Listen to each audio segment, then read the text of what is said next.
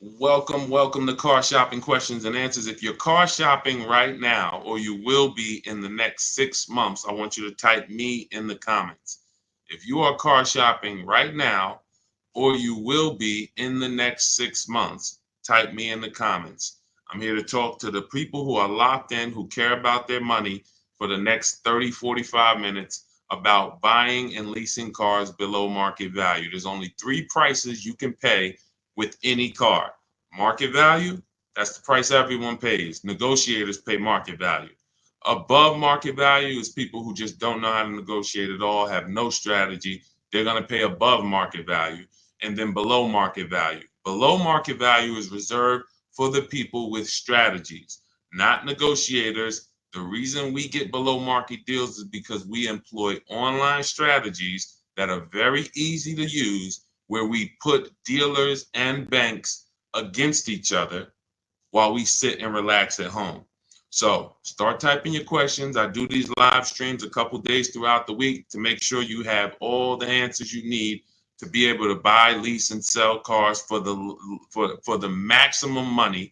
And that's all we do here. So everything we'll be talking about is out of my new book. It's called It's called Cars from Home: 7 Steps to Saving Time, Money, and Avoiding Dealerships. It's 5-star rated, and you can get your copy for the next 30 minutes as part of my welcome offer for 75% off. It's normally $97, but if you get to my TikTok bio or my Instagram bio before 30 minutes is up, you got yours for $24.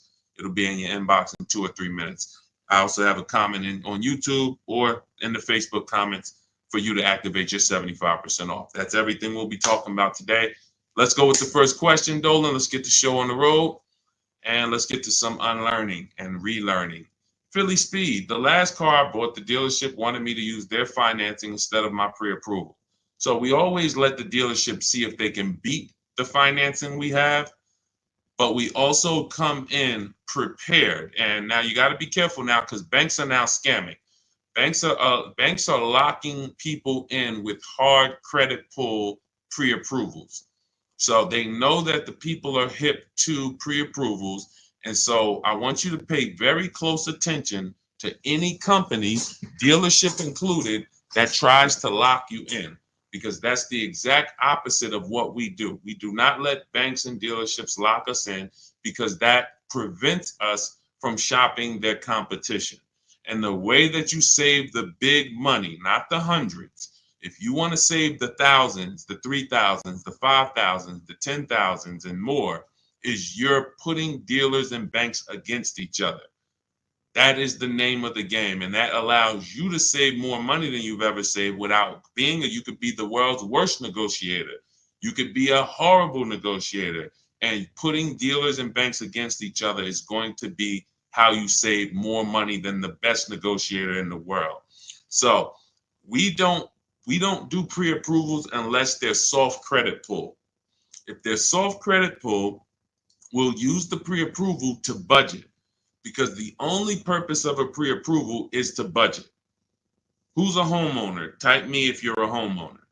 You know you got a pre-approval, or you got pre-approved for your mortgage to budget.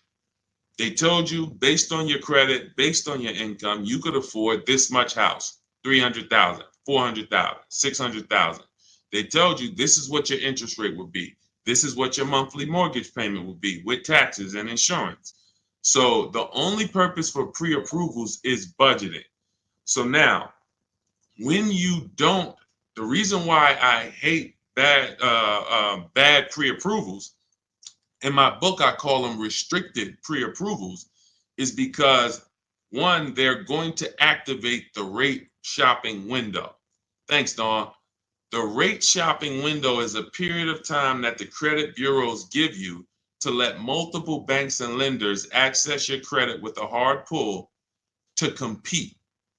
So within a 14-day period, you can have 20 banks access your credit, give you their best rate, so that you know you got the best rate because you created competition.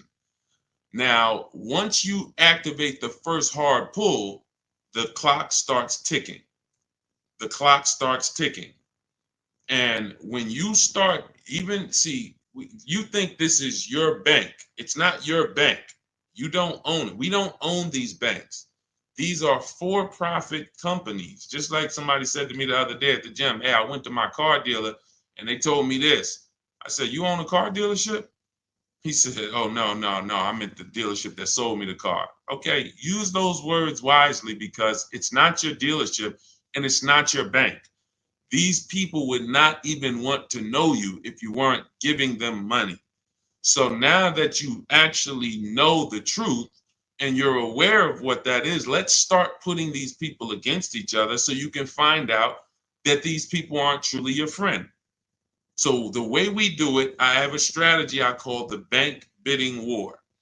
This is what the credit bureaus allow. Again, you can Google Experian rate shopping, and you'll see an entire blog post that Experian put together saying how they allow you to rate shop with the hard pull, and at the end of the window, as long as you have multiple lenders within that period of time, not multiple dealers, not dealers running your credit, lenders, independent lenders, banks, credit unions, you're fine. At the end of the window, it's going to weigh on your credit like one hard inquiry. So if one hard inquiry would have lowered your credit score 10 points, 20 hard inquiries are going to lower your credit score the same 10 points because they see you're shopping for your rate. You don't get penalized for being diligent. You get rewarded because they know if you're shopping for your rate, you care about the $2,000 and $3,000 and $5,000 in your loan that you could save by getting the best interest rate.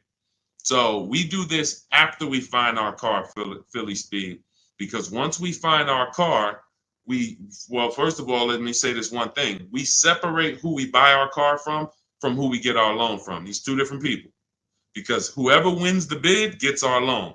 Whoever wins the bid gets to sell us a car. It's not the same person. It's not the same companies. What's up, Sheila? Good to see you, Sheila.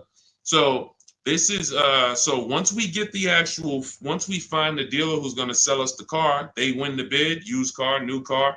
We now lock that car up with a deposit. Now we come home, we do all our rate shopping online, banks, credit unions, online lenders. I have resources in my book where you have online credit unions. Let all these people compete. Then we call the dealer and we see if they can beat it. This is how we guarantee that we're not paying 7.2% interest when we could have been paying 5.9% interest. We're not paying 6.9 when we could have been paying 5.19. That's big money.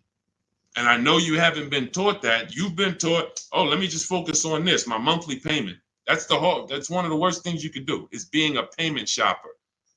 Being a payment shopper, hey, give me the $400 a month for this car. We got a deal. That is one of the, and in fact, that's the first video I made on TikTok that really introduced me to the world. Is the worst thing you could do in a car dealership. Just say, get me to this payment, we got a deal. Payments they can manipulate. $400 a month on a loan is 5 years, $20,000 on a regular loan. There could be $30,000 on a lease, $35,000 depending on the car. On a lease, could be $18,000, $15,000 with bad credit. $400 a month. There's so many ways to get this $400 a month. So you don't want to be mixing these things. You want to separate your loan shopping from your car shopping. And it's easy when you're paying cash. Cash buyers don't make these mistakes. Cash buyers still overpay. They don't get, unless they're bidding, but they don't make the mistake of mixing their payments and thinking, wow, just because I got a good monthly payment means I got a good price on the car. Absolutely not. You could have a great monthly payment, but you paid a terrible price for the car. Two totally different things. That's why we separate them. Go ahead, Dolan. I see a lot of questions coming in. Let's go. We'll keep more coming. Let's go. You ever had bad? Okay, let's go to the next question. I don't even know what that means. I don't even know what that means. Go ahead, Dolan. Next question. Maybe there was a typo.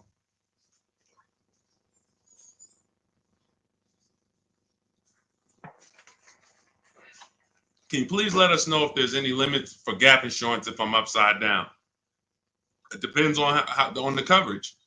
You need to find out the coverage. There are gap insurance policies that I've heard of that didn't cover the entire shortfall. So, for example, if your vehicle is worth $25,000, but you owe $30,000, you're upside down.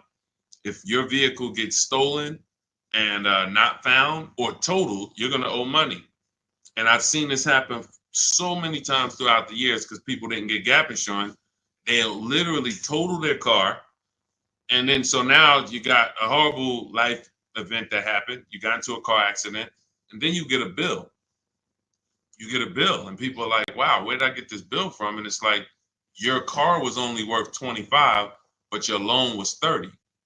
So if you're driving around in a car that does not have, that's not worth what you owe, but you don't have gap insurance, you're exposed. Something happens to that car, not only are you going to lose the car, you got a bill coming to you. So what I always say is, you got to know when you're upside down. You got to know when to get gap insurance. And you also have to know you don't have to buy it from the dealership. You can call your insurance company, see if they sell it. You can Google insurance companies that sell gap. Usually you can find it for a cheaper price than what the dealership is going to charge. But some of the worst, it's insult to injury. It's not many things like losing your car and then getting a bill on top of that. That's almost as bad as like having a car that's breaking down and then you got to fix something on it, but you still have a car payment. So the car doesn't drive, transmission's out, but you still got to make a payment every month. It's like, those are two of the toughest things. So know when you need gap insurance. Don't skip that. That's not a smart decision at all. But then check the coverage too, because he's asking about coverage. Check how much coverage. Do you have $15,000 of coverage? When you get your gap insurance policy, ask how much is covered if, God forbid, the vehicle is totaled. Go ahead, Dolan. All right. Hey, what's up, MT? I'm in the market to lease my first Mercedes. I'm looking for an S580E. Make sure you get multiple offers. So let me give you an example of somebody who shops for a luxury car, gets multiple offers, and this was an electric BMW. Where's Teddy's deal? Teddy got a $73,000 BMW i4 M50. He said he got 10 offers. Now, we use a process in my book, it's called the 25 to 5. When you're getting a new car or a lease, you're reaching out to new car dealerships. And the reason why the strategy is called the 25 to 5, because we're going to connect with 25 dealers online. Takes us 20 minutes.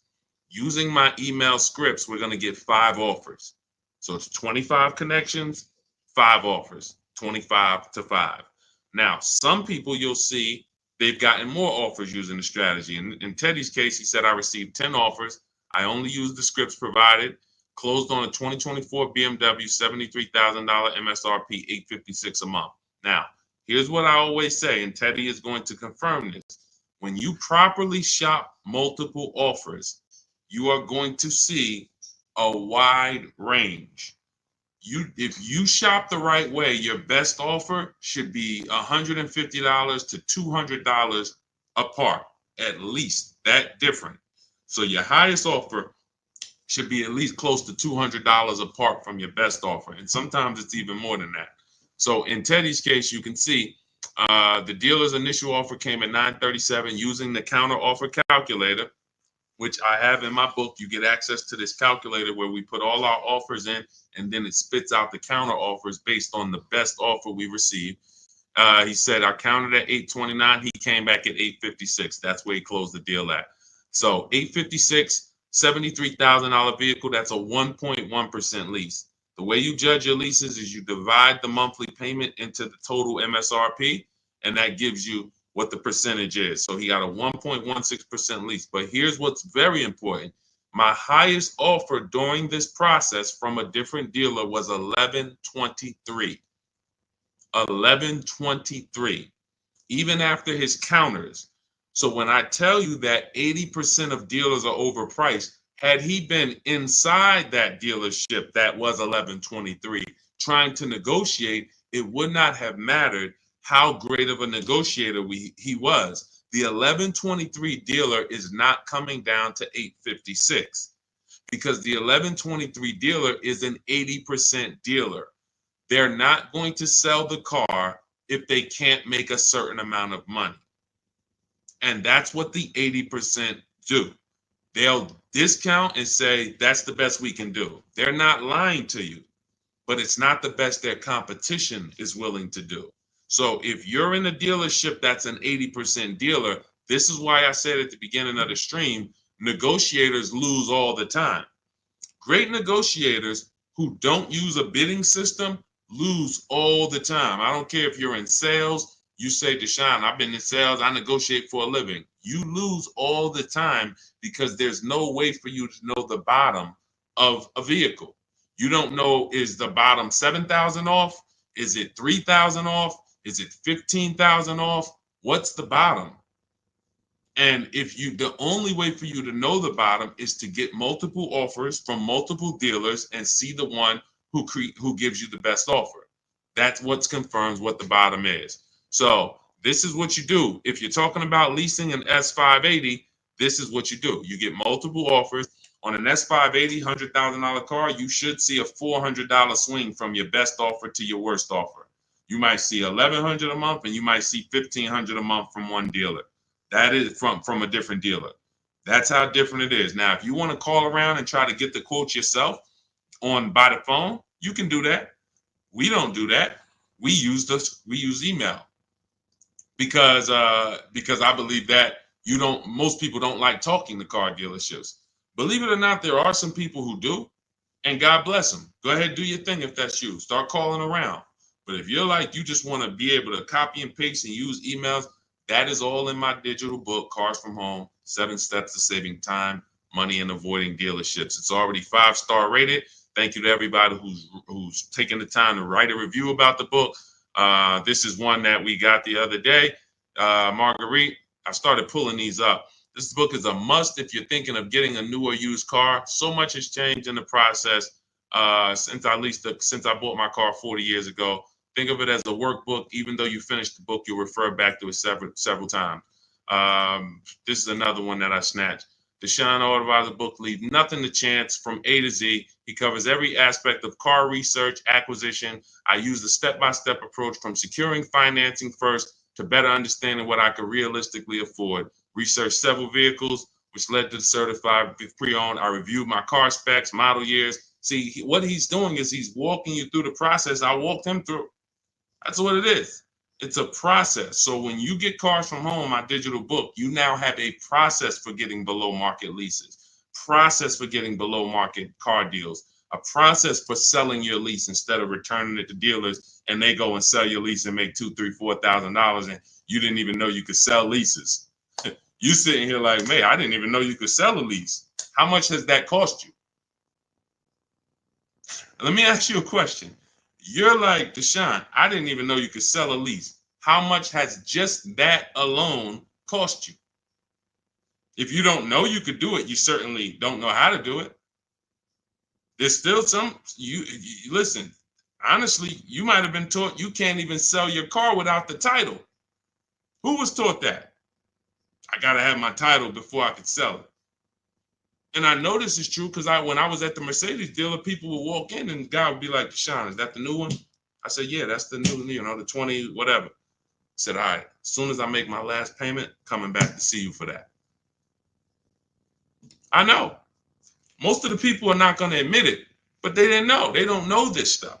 So the reason why we have to get, I'm talking to you who are honest, who are willing to be honest and willing to take the bad news, because that's how we change. You cannot, if you won't admit that you didn't even know how to sell a lease, then how are you going to get to the point where you can sell leases and make $2,000, $3,000, $4,000? See, I always meet people with bad news because I care about your car deal. I'm not the person who meets you and says, hey, Milton, you're doing a great job. Brandon, Rindy, you guys are just doing a great job buying these cars. Look at your deals. Wow, you're getting 1% leases. Wow, look at all these offers. You're getting $5,000, $10,000, $15,000 off on all of these offers. Great job. Oh, man, look at your pre-owned car. You got a huge discount. Originally, this car was $50,000 and you got it with good mileage for $26,000. Wow, you got a great discount on this pre-owned car. That's not how I'm meeting you. That's not how I'm meeting you. I'm meeting you. You don't even know that you should be getting the new price of a used car. You're looking at a used car. Duh, I'm looking at a 3-year-old car. Deshaun, how do I know if this is a good deal? Well, we need the brand new price. What was that car brand new? Was it 50? Hey, when I was looking at my Infinity truck, I was buying an Infinity truck 2 years ago. I was looking at 4 white ones. 4 white ones. They were between $30,000 and $32,000. Now, most people would have just said, oh, well, let me pick the best one. Close my eyes, did a roulette, and they would have got in trouble. Why? Because I know, which is what I teach you in my book and what I teach in these streams, you have to get the new price. So now I get the new price and I find out one of the vehicles brand new was 46, one was 48, one was 52, and one was 54. Brand new. So all of those cars, when they were 30 to 32, they look similar. Oh, they look so close in price. But once I understand that, oh, this one's 46. That one has $8,000 more equipment in it. The price became far. It became clear what value was the best. Somebody would have picked the $46,000 car and said, oh, well, that one they were asking the lowest price. Meanwhile, for $1,500 more, you could have got $8,000 more equipment. This is value. So these are the things when I meet you, this is how I come. Deshaun, I know I made a lot of mistakes. I'm willing to hear the bad news so I can get to the good news, so I can stop making these mistakes.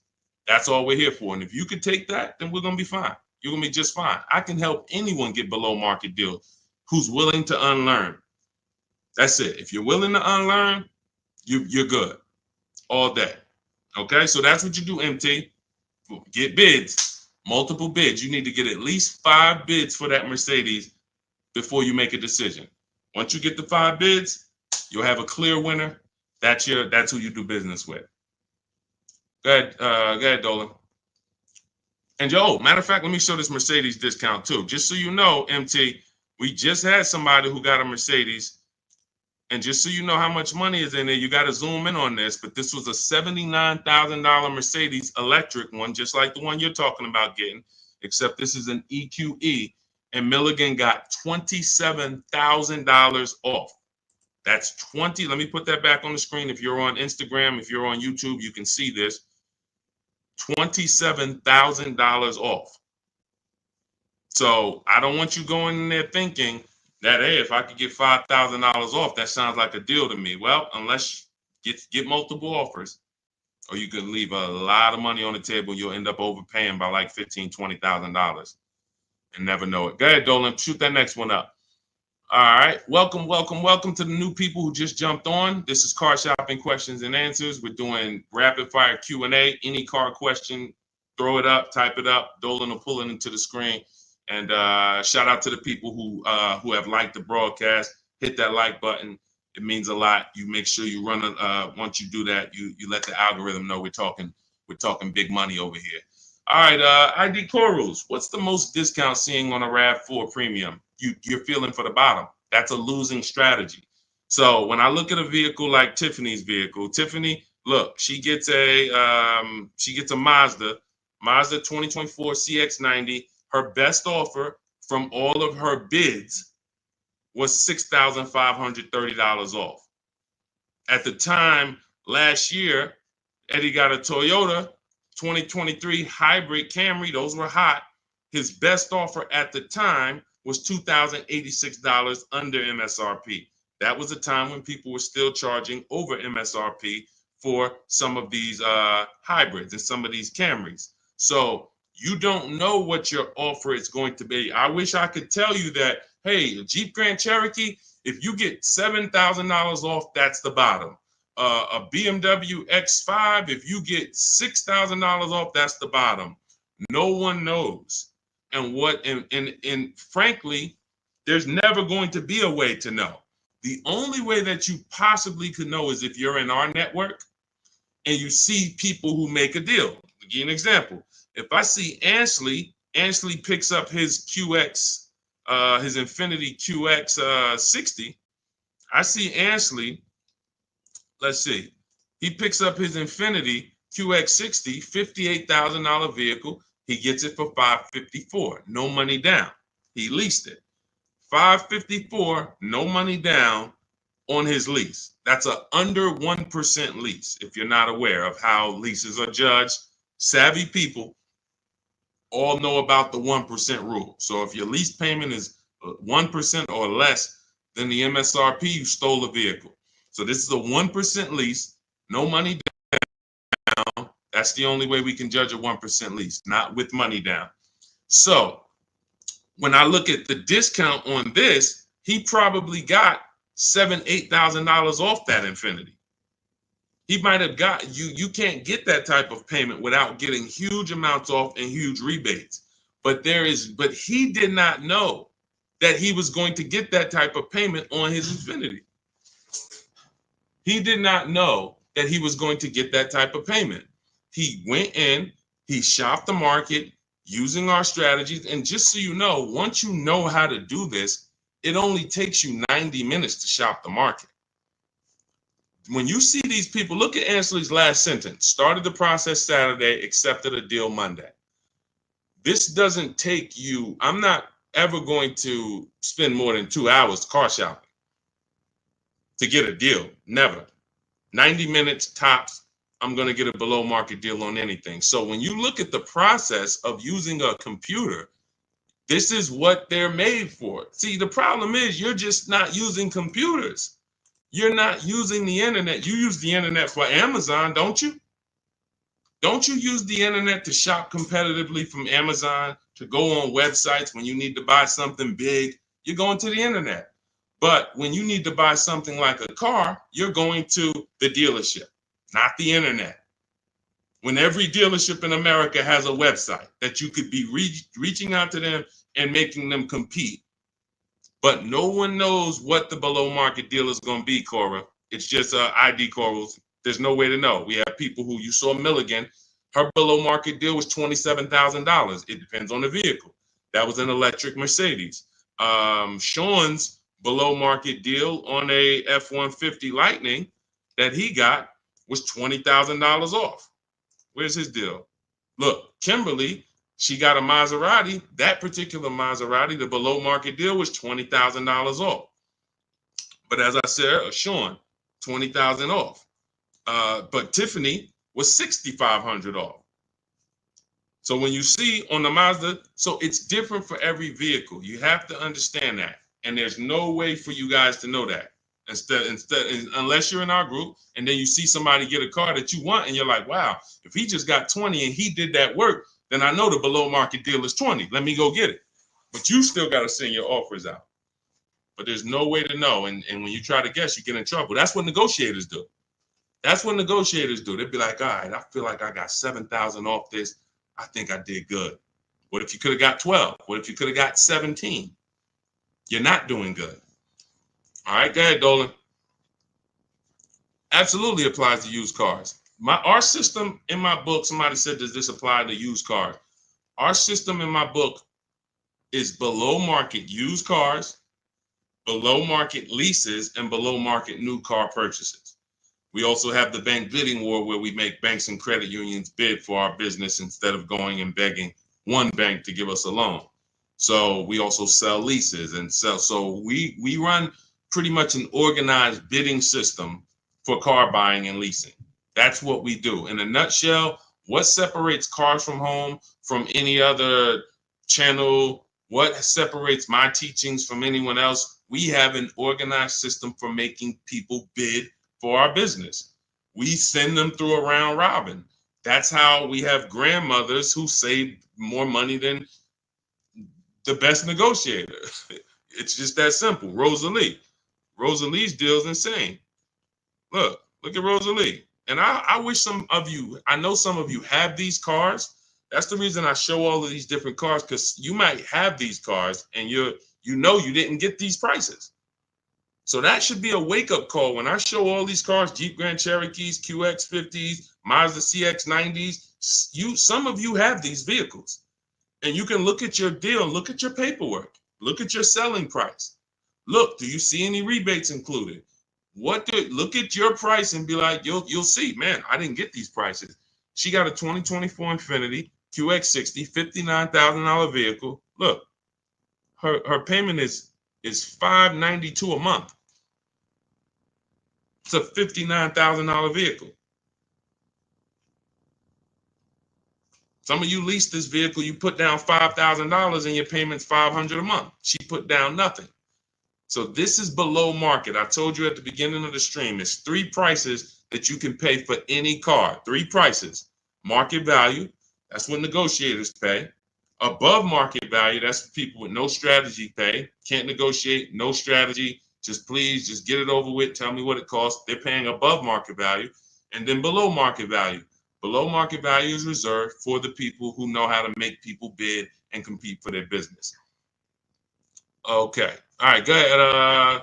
Every time you get a hard pull on your credit, it brings down your credit score. That's why you want to mix them with, you want to have, all right. So first of all, you want to understand that this is called the bank bidding war.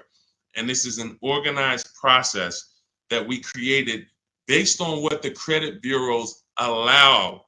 The credit bureaus allow you to have multiple banks and lenders access your credit within a certain period of time, and it will show as one hard inquiry on your score. You'll see the inquiries, but the score, where one inquiry might drop your score 10 points, you could have 20 inquiries, but it's still going to be the same 10 points. And you can Google very simply, go to Google, type in Experian, which is a credit bureau, rate shopping. And you'll see the article that Experian themselves wrote telling you how you can rate shop.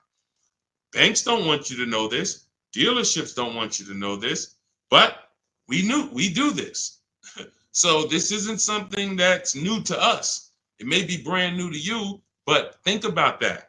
If you are letting a lender lock you in to one offer, that means you're not shopping your interest rate. If you're going to Navy Federal because you're so gung-ho and super chummy with Navy Federal, but you're not letting anyone else compete against them, then you're not getting the best interest rate you could be getting. You certainly don't know it. You think because, oh, Navy Federal, they're my credit union, they would never charge me a higher interest rate than someone else would. Who said that? Their goal is to make money. So we use a strategy that is allowed by the banks, by the credit union, by the credit bureaus, and most people don't know about it. That's fine. Most people don't know anything about what I'm talking about. So everything that we're talking about here, most people don't know about selling leases. Most people don't know about getting bids for their cars instead of trading. Most people don't know about sitting online and contacting 20 dealers to get a lease quote using online scripts, emailing only to get 5 offers. Most people don't know about anything we're talking about. Leasing, and how leasing saves you way more money than buying unless you keep your cars 8 years. If you keep your cars 8 years, then leasing doesn't save you more than buying. But if you don't keep your cars 8 years, leasing, getting below market lease deals like some of the ones you see that I've shown you, saves you way more, thousands more than buying. Most people don't know any of this. So it's not about that. It's about, will you know it, Dawn? I don't care about what most people know. I care about the people who are like, look, I want to know this. I want to know how to make sure I shop for my interest rate and don't let the dealer shop for it for me, or don't just let one bank give me their offer. No, it's too much money. You know the difference between, and I want to pull this up, the difference in interest between on a $40,000 loan, $40K loan, what's the difference in interest from, let's say, 5.9 to 7.9%? Because we're so busy talking about the money on the car, but we totally overlook the money in the loan. And we don't. So when in my process, those of you who have my book, you know the bank bidding war. You know we're taking shopping at home for our loan just as serious as we're taking getting the best price for our car. So look, on a loan period, 5-year loan, interest paid on a 5.9%, 5.9%, hold on, interest paid at 5.9 is 15.8, difference is 4,000, positive comparison, and interest cost $40,000 loan over 3 years and 5 years. $11,000 in interest? That can't be right. Interest paid is that can't be right. Hold on.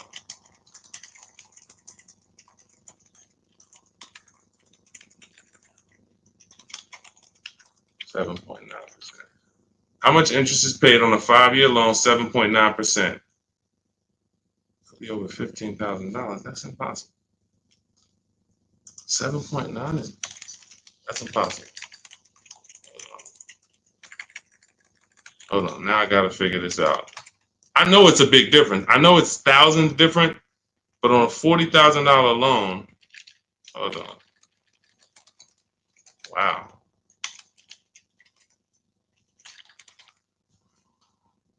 All right. So if I put in a $40,000 loan, 60 months, 7.9% interest, 0 down payment. Forget about sales tax. Let's see, calculate. All right. Principal, interest. Why is it not giving me? Here we go. Total loan interest is $8,500. Okay, that sounds more right. Okay, so on a $40,000 loan at 7.9, interest is $8,500. Now at 5.9, interest is $6,200. $6,200 versus $8,500. That is $2,300. $2,300 from 7.9 to 5.9. So when Navy Federal gives you a 7.9% rate and you're just like, oh, well, I guess I'll just take it. That's my credit union. And you're not shopping them. You're giving them money without even trying. And everything we do is quick, simple from home. But you need to understand how much money you have given to these banks and dealerships by just not making them compete. You're not just magically getting big money off and saving all this money. That's just not, it's too much money in car deals. Go ahead, Dolan.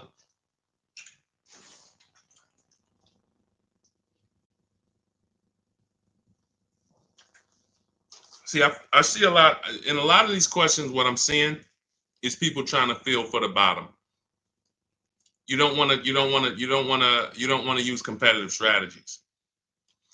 You're not going to get there that way. Michelle, what's a good APR on a 2014 car? First of all, a 10-year-old car, you shouldn't have a loan. In my book, I teach something called the rule of 72 and the 10th birthday. 72 months is the longest loan you want to take on a car. Anything longer than that is like a 50-year mortgage. If you got to take a 50-year mortgage to afford a house, you can't afford the house. So why is the 10th birthday there? Well, that's because we should have the car paid off by the 10th birthday. In true affordability, you can do this. If you can truly afford a car, you can do this. You can get a car on a 6-year loan that has a payment that you can pay off by the time the car turns 10. You know who can do this? People who are buying cars they can't afford. People who want to get the Dodge Hellcat or the Dodge Demon and they can't afford the $70,000. So they're going to get one that's a 2017 with 90,000 miles on it, and they're going to pay 15 for it, 15,000. But the car is crap. Car's crap, 18,000, 20,000, but it's crap. Cars hasn't been taken care of, and they're going to take out a 6-year loan on it. So they're going to take out a 6-year loan on a car that is already old with high mileage. I've seen this. I call this the repo recipe. Some of you may have seen the video that I made on the repo recipe. The repo recipe created the rule of 72 and the 10th birthday, where I started looking and saying, by far, the amount of people I see losing cars to repossessions are people with loans on older cars. They own loans on older cars that instead of getting a nice, smaller, maybe less socially impressive used car, they want to get something that looks better, has more amenities to them, as more in a class of luxury. all right, Deshaun, I could get this 2015 BMW. It's it has 90,000 miles on it. They only asking 14 grand. It's a horrible decision unless you can pay cash, because all you're doing is investing in a car for 5-6 years with payments that is already due for repairs. At 10 years old, the car you're asking about, Michelle, is already due for repairs. This is the age of the car. This is the age of the life cycle of the car where repairs should be normal. 10 years old, the car should be paid off. And every 2 years, you go to your mechanic. Hey, what does it need? They say, okay, hey, you got to put 1,000 into it. You got to put 800 into it. No problem. Here you go. Let me keep my car running. That's the age of repairs. But when you're starting a fresh loan on a car that is in the age of repairs, this is what I call the setup for the repo recipe, because you're going to now get this payment, $400 a month, $300 a month, $500 a month, whatever it is, and you now have a surprise. Hey, car's breaking down. Hey, what's this light flashing on my dashboard? Hey, what's this going on? What's this sound I'm hearing in the back? That's because you bought a car that is in the age of repair and you just bought it like it wasn't. See, if you drop cash on it, 15 grand, I don't got no problem with that. Because now you're going to say, all right, Deshaun, I bought an older car, paid it off, but I'm going to put some money to the side just in case things go wrong. Perfect. But when you're making your car payment and you're paying your insurance and you're putting gas in the car and you have to do an oil change, and then something breaks and it costs you $2,000, you're gonna see the repo recipe, because you're gonna be like, wow. And God forbid something major happens, like the transmission goes, or a head gasket goes, or the engine goes. Oh, forget it. Now you're sitting there with a $400 payment on a 10-year-old car that literally you still owe $16,000 on, and it doesn't even drive. You need an engine. Happens all the time. I've been seeing it happen since 2006 when I got in the car business. And what's the reason? Older cars, long loans. Let's get these older cars, instead of being frugal and saying, all right, I could afford $300 a month. Let me go get an inexpensive, smaller used car that I can get something that's 5 or 6 years old, where it'll take care of me. It's not going to have all the bells and whistles because I don't have the budget for that, but it is going to be dependable. It is going to get me from point A to point B. It will allow me, it won't surprise me. I'm not going to come out one day to go to work and the car is broken down on me. Now I'm calling out of work and I got to call a tow truck and all of this stuff you're going to have with this 2014. So these are the things that I speak to my family about, to my friends when I was in the car business. These are the things that I would speak to people about, Michelle. A loan on a 2014 is a horrible idea. I can't even tell you what a good APR would be, but if you had said what's a good APR on a 2020, I can tell you we need to bid that out. We don't know what a good APR is. Is it 5? Is it 4.9? Do they have a special interest rate, 1.9? What's the best we're going to get? We're going to put it through a bank bidding war process, and we'll see. That's it. But a 2014, that's just too old of a car to have a loan on. Go ahead, Dolan. Everything I'm teaching is inside my new digital book. If you want the entire blueprint of everything that people like Pierre have used, people like Zafrina have used to get these below market deals, Teddy, people like Jared, look, Greg, some of you know Greg, he got his EV6 Kia, $56,000 vehicle, $527 a month. Everything that these guys have used and girls have used to get these below market deals is in my new digital book. And you can have it for 75% off. That's my welcome offer, but it's only for 30 minutes. After 30 minutes, it goes back up to $97. So if you want yours for $24, head to my TikTok bio now or my Instagram bio, click the website link there, and then click the button that says 75% off new book. Get there before the timer so you can get your $24 book instead of a $97 book, even though it's worth it at $97. And if you're on YouTube, I have a comment for you, a link for you in the chat, and then I have a link for you guys on Facebook. But that's for those who want the blueprint. It'll be there. And make sure when you get your book, you screenshot the thank you page, because it has my support team's email on there, just in case you type your email wrong. Want to make sure you can reach out to support to get your book. Go ahead, Dolan. Does your book go into detail about cash purchases? Cash is simple. It's just simple. You're using one step of the bidding process. If you don't have a car to replace, then you're using one step. If you have a car to replace, then you still be doing the equity assessment to sell your old car. You just wouldn't need the bank bidding war because you're not financing. But for sure, if you use you'd be using the same process that Milligan used. Milligan used to save $27,000 off her car. Pierre, he got his pre-owned Mazda. He got 20% off certified pre-owned CX5. Used the perfect budget calculator. Spotted this best deal of similar listings, and then he knows how to get the original price to make sure that he got the biggest discount from the new version. Somebody like Vincent. Vincent gets a Lincoln.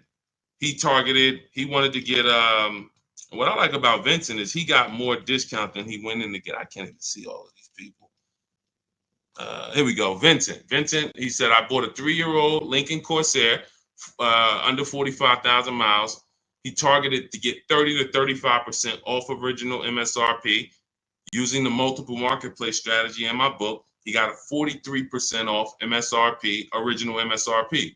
See, that original MSRP, that's different language. That's language that you should be using when you buy a pre-owned car.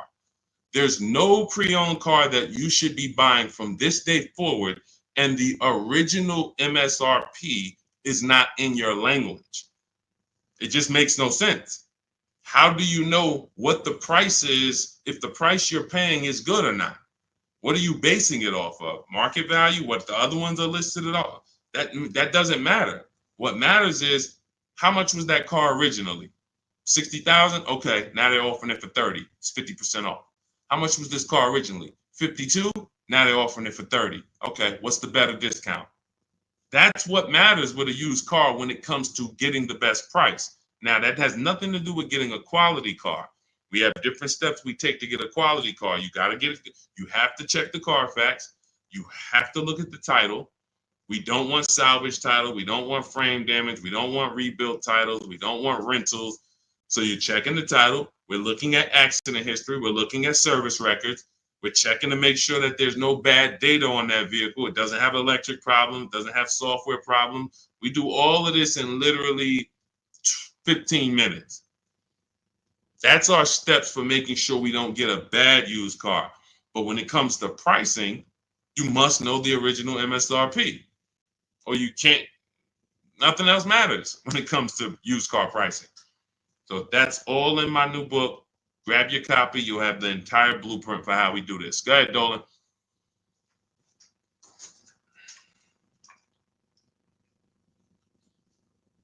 What do you do if your loan is upside down and you want to lease? Transfer it over.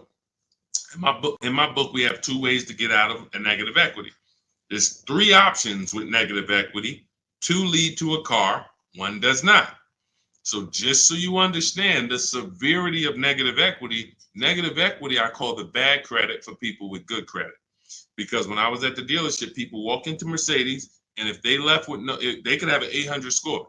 If they had too much negative equity, they were not leaving with the car. So there's only 2 things that I've witnessed in my career that stop people from getting deals on cars. Credit's too bad, negative equity. So that means it's a serious thing. So what I say is understand the cause. The cause, which you seem to know already, Lavis, is you should be leasing, but you buy. That's why Lavis is asking about going from a negative equity deal to a lease, because the taking out 5-year, 6-year loans is what you do. Then you go and you replace those cars in 2 or 3 or 4 years. You have negative equity. Happens all the time, especially to you who doing no money down deals. And to those of you who are putting down like 5, 10 grand, you don't have any negative equity, but you're losing that money. You're not getting that money back. You put down 5 grand, 10 grand on a car, then you come to trade it in 5 years, and you come to trade it in 3 years. You're not getting that 5, 10 grand back. You don't because it's just the car depreciates too much. So you're just throwing money at these cars that is not coming back to you. When you are going for a lease now, we have 2 ways that you're going to transfer to a lease from a negative equity deal. We're going to do our equity assessment. You're going to go to CarMax, go on these websites, CarMax, Driveway, Carvana, KBB, Instant Cash Offer, Car Gurus, and AutoNation. Sell my car. 6 offers. So they're going to give you 6 offers on your current car. Now, that is going to be the smallest amount of negative equity that you're going to have, because that's the best offers you're going to get. These are companies that fight every day to buy cars. That's what they do. So they're not lowballing. They're not saying, hey, we'll throw out one number here and then we'll negotiate. Hey, Charlene, good to see you. Good to see you, Michael Singleton. They're not doing that. They're coming in and saying, all right, we're going to put our best offer online. And then when we inspect the car, if there was something that you didn't tell us about the car, if there was something that you left out, we're going to need to deduct that when we inspect it. So they're putting their best offers online right there. And so that means that's going to be your lowest amount of negative equity, because you're getting the most for your car if you sell to one of them. So let's say your highest offer comes from a Car Gurus dealer who wants to buy your car for $19,000. Let's say you owe 21. You owe 21, they want to buy it for 19. Hey, Steve Long, what's going on? Good to see you. What should you do? You should pay the difference, because when you pay the difference, you're closing the deal with the least amount of negative equity. That's what you want. You're closing the deal with the least amount of negative equity. And so when you go buy your car, your next car, or lease your next car, rather, in your case, negative equity has nothing to do with the deal. So that's what you would prefer to do. Pay the difference and then go out and get bids for your lease and then do a clean deal. But now let's say, they offer you 19 and you owe 29. So you are now $10,000 upside down. You can't pay the difference. I don't have 10 grand to pay the difference. Okay. Now what you have to do is you have to transfer that negative equity to your next deal, which means you have to trade your car in. And we don't trade. We don't like trading because you can't get bids. What's up, Dion? Good to see you. You can't get bids. The reason why when y'all hear me say trading is a curse word is because you don't get the money your car is worth trading it. You don't get the money anything is worth trading it. So now you've bought this car, you found this deal, but now you have to go to the dealer and say, all right, I need you to take a look at my car. Now, what happens if Carvana offered you 19, but this dealer can only pay 17? It's just all they can pay. They can't match that offer. So you're going to have more negative equity in most cases when you have to do this. So, but that's okay. If you can't pay the difference, this is your only option. Now, it's very important for those of you who are trying to do negative equity trades and then go into a lease that you understand loan to value ratios, because that's what's stopping you from getting your deals.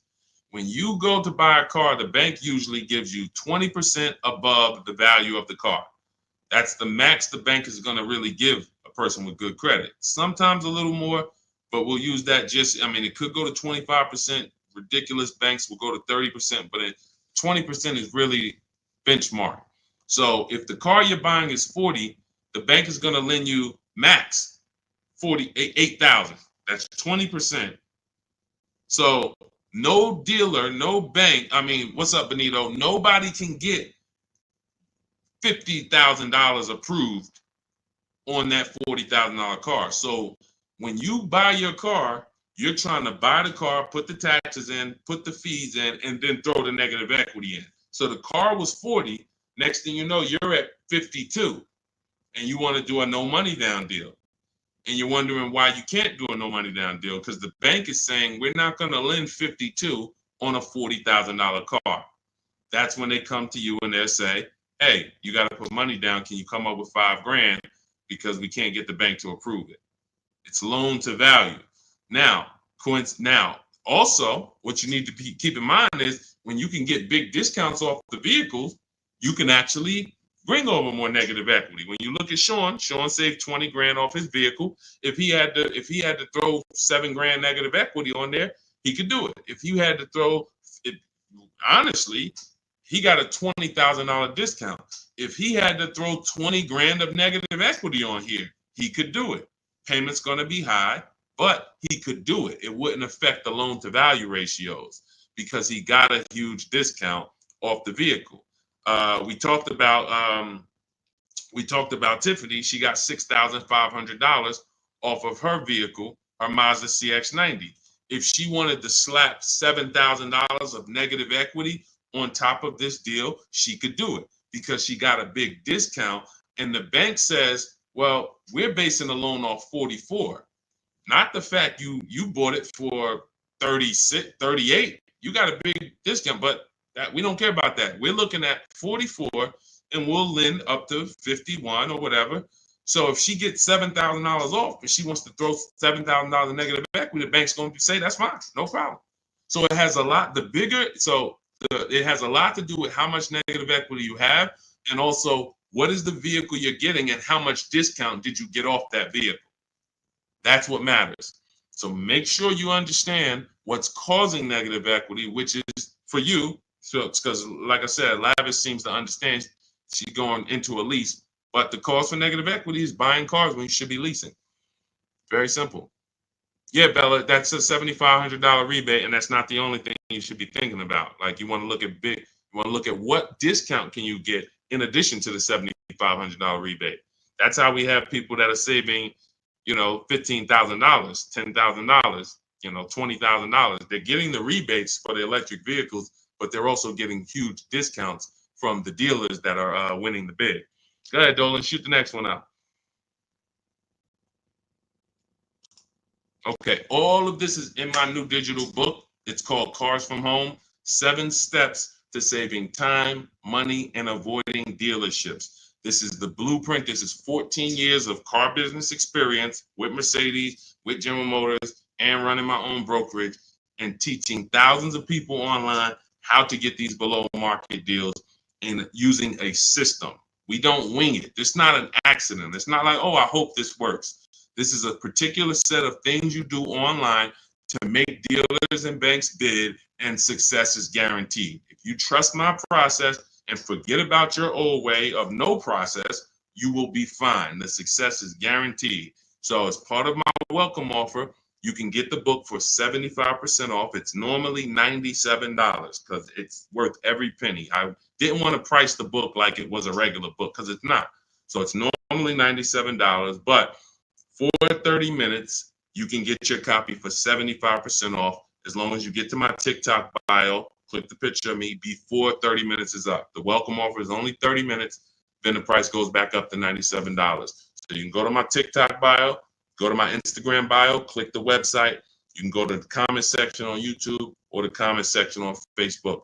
Click the link and get your 75% off. But make sure when you get your book, you screenshot the thank you page because it has the link right there to open the book. And then I also email you a copy, but sometimes you'll type your email in incorrectly and we can't email it. So you'll have my support team's email just in case. Is Capital One a good option to finance a car? We get bids. We spent a lot of time. You must have just jumped on, Jen. We get bids. There is no bank that is giving you the lowest rate. If a bank always gave you the lowest rate, they would be out of business. So when we consider what lenders, why do you think there's people in the money business? There are people in the money business. They don't care if you buy a car. I see you, Genome Hamilton. We'll get to you. Get that question from Genome on Facebook, Dolan, next. So why do you think there's people who are in the loan business? They don't sell cars. Banks don't sell cars. They sell money.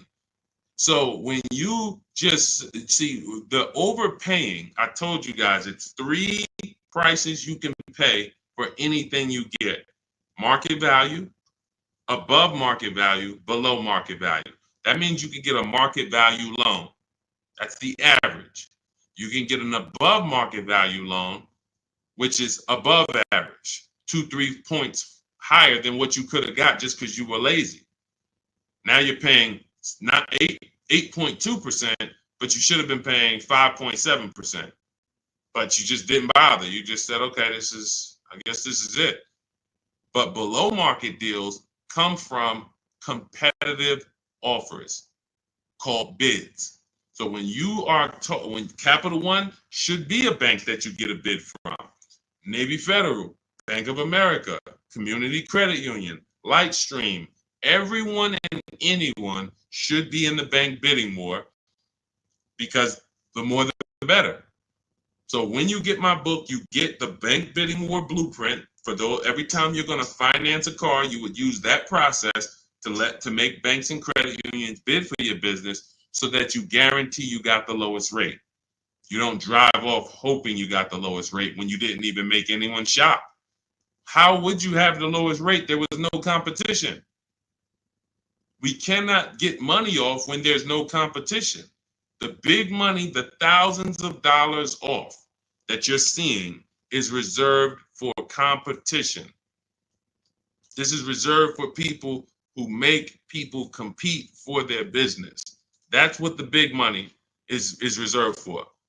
Look, 4 days of leasing like a boss. Started with a Kia Telluride EX. That was my first choice. 15,000 mile a year lease, range from 642 to 753. Moved to Honda Pilot EX. All-wheel drive is choice B. Got quotes between 616 and 719 after contacting every dealer in North Carolina. We do this totally online, so Melissa's talking about the entire online process. The dealer I ended up leasing from originally quoted me 719, came down to 616 in 3 days, 0 at signing, 0.13% lease. This is what it's about. Competition. She knows she got the best price. You can't go to her and be like, Melissa, you think you could have did a little better? She's going to be like, look at all the offers I got. Do you think I could have did better? You're going to look and say, no way. See, competition is what gives you the peace of mind. Every time you buy a car, why don't you have peace of mind? Why are you driving away hoping? Driving away, oh man, you think we did all right? Should we have gotten tried to get more for the trade in? Shoot, we ended up putting 3,000 down. We only wanted to put 1,500 down. This is how you're leaving the dealership. Why? Because you're not making people compete. So when you're not making people compete, you're begging for discounts. And you have no leverage to be able to compare to even know that you got the best price. You have nothing to compare it to. So when people come on the stream and they're like, hey, Deshaun, I'm paying $519 a month for this car. Is that a good deal? You have nothing to compare it to. Hey, I got a 2019 Mazda 3 for $17,000. Is that a good deal? You have nothing to compare it to. But if you had seen 7 Mazda 3s and then the one you got, it was originally, $31,000, but you paid, $17,000 for it. You know this. And this stuff is simple. This isn't building rocket ships. But this is reserved for the people who care about their finances. Everyone doesn't invest. Everyone doesn't save. Everyone doesn't, take financial literacy seriously in any way. But there are opportunities that flash past all of us where we can absolutely benefit from learning things that other people don't know.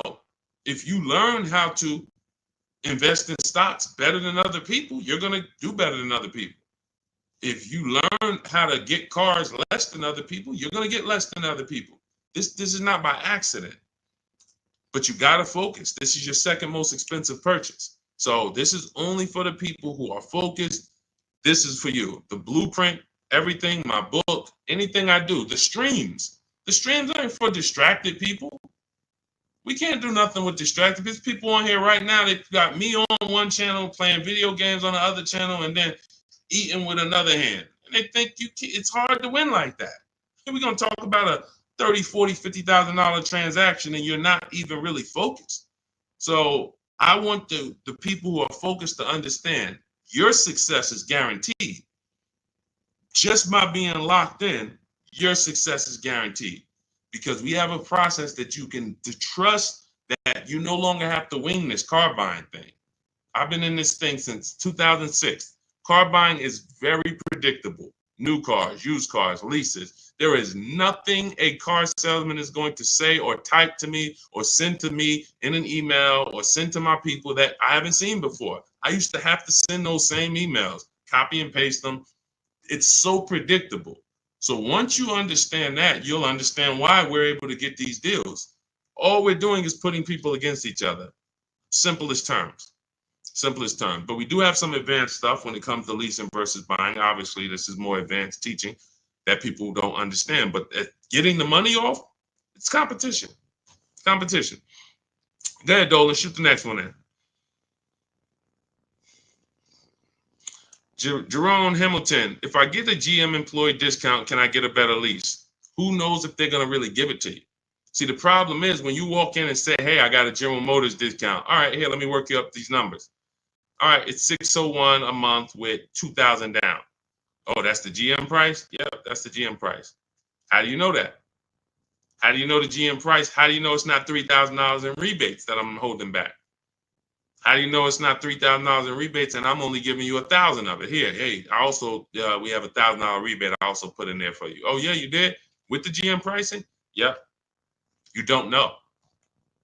You don't know. So no matter whether we get X plan, GM deal, Mercedes fleet, does not matter. Multiple offers, because when you get multiple offers, what you're going to see is that some people are not going to give you the GM discount. And some people are not going to give you the rebates. They're just not going to do it. It's in their DNA. An 80% dealer is going to try to make everything they can make. I'm not giving this guy the $2,000 rebate. Wow, come on, I'll sell this car to somebody else. So now you're going to deal with an 80% dealer and hope you can get a deal. No. Once you see the 20% that says, here's your GM discount, and here's a $3,000 rebate, and here's the price. And then you compare it to the others, you're going to see, oh, those guys were trying to get over on me. Of course, that's what they do. That's what they do. 100%. Go ahead, Dolan. We always get bids. Doesn't matter. You can't trust anybody to give you a price and give you all the rebates and give you the hidden money like they're your friend. That's just not going to happen. If they rather make the $5,000 themselves, why am I volunteering money that you're not even asking for? You came in and you asked for a GM discount. I'm giving that to you, maybe. But you didn't ask me about these rebates. You didn't ask me about, I don't need to volunteer this. This is how they look at it. So many times you get in there, you go, oh, give me the invoice price. Can you give me the invoice price? We got a deal. Man, if half these people that I've shown you on this stream had accepted invoice price, they'd be looking at these prices that they paid and saying, why the heck did I pay that price? Invoice price means nothing. What if you got a $7,000 rebate, $15,000 rebate on some of these vehicles? What if you got a $4,000 rebate? Invoice price has nothing to do with rebates.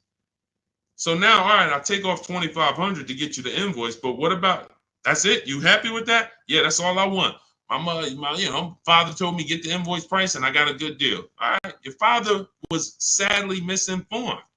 Unfortunately, thank you. I'm gonna take a vacation on this commission and we just made $7,000 on you. My cut is probably $1,200. I got a nice pay. Thank you. Thanks to your dad too. It's a good guy. Good guy. Keep following his advice. This is how it goes. Unfortunately, these people are not your friends. And as a former car salesman, I keep it straight. I keep it straight because unfortunately, most people on here, you just I'm going to my car dealer. These people are not your friends. You invite Charlie over to barbecues. Charlie is my friend. He's been selling me cars for 20 years. Sold my dad cars. Once you start making him compete, next time you buy a car, lease a car, say, hey, Charlie, look, I'm going to get a number from you, but I'm also going to get numbers from a couple other dealers. Hey, what you mean? Watch Charlie get mad. Watch Charlie get mad. What you mean? What, you don't trust me? I've been doing business with you for 20, 30 years. Yeah, but I want you to actually, I just want to, this guy Deshaun told me I need to shop around, always make sure, because it's a lot of money I could be leaving on the table. Oh, man, come on, man. See, that's a person that never wanted to compete. He would rather come to your barbecues, be friends with you so that you don't make him compete. Because the minute you start making dealers compete, you're going to see how much money you've been losing. That's the only way. It's the only way. You start making these dealers compete, you're going to see, dang, I've been overpaying. Some people right now getting phone calls right now. Hey, come on in. We're going to upgrade your lease. Good news. We're going to keep your payment around the same price. Who's getting these phone calls? Who's getting these phone calls? Good news. I can get you out of your lease right now and get you into a new lease about the same payment. Who's getting those phone calls? Who's getting those phone calls? I ain't been on since 5 a.m., KD. Chill out, bro. Chill out. Who's getting those phone calls? Right? Hey, come on in. I could get good news. I could get you in the brand new 2025. You don't even have to you don't even have to put no money down. Come on in, right? All of that, right? Everybody's getting those calls.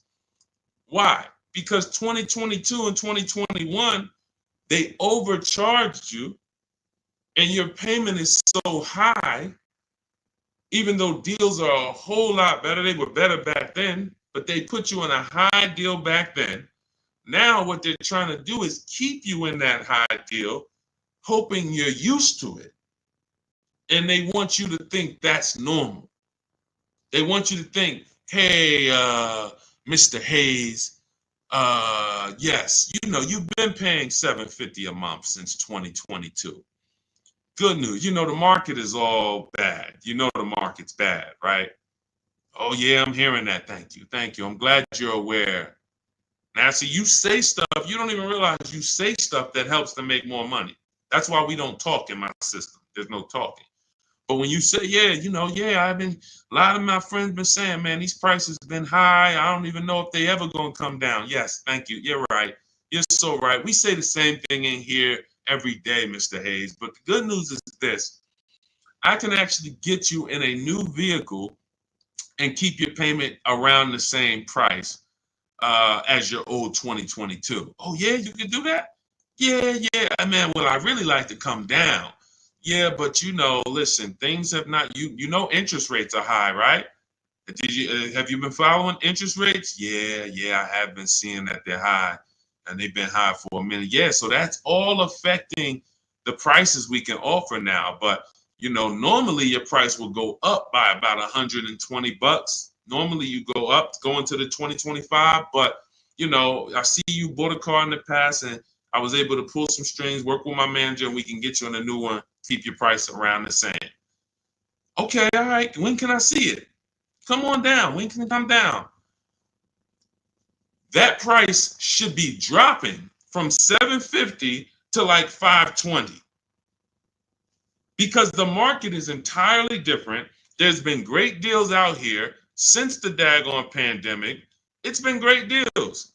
During the pandemic, we helped Bonita. Bonita got her Telluride. She got it for $600 a month during the pandemic. That's why I always show her deals. $600 a month. People are leasing these for $800 a month, $900 a month during the pandemic. This was 2022 when people were leaving out of the dealerships with axes in their heads. Couldn't believe how high they were paying. She believed $600 a month, her dream vehicle. So these deals have been out here. Look, Greg made this deal. Look, we've been making deals, below market deals. Look at Danielle. $44,000 vehicle, $550 a month, no money down. Charles, Palisade, $48,000 vehicle, $597 a month. Hyundai Palisade, top 5 SUVs in the market the last 3 years. So the people who tell you there's no deals, they don't know how to get them.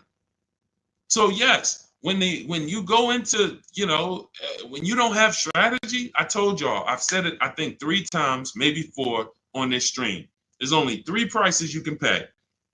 Market value, that's what all the negotiators are going to pay. They think they did well. All they did is pay the average price of a negotiator.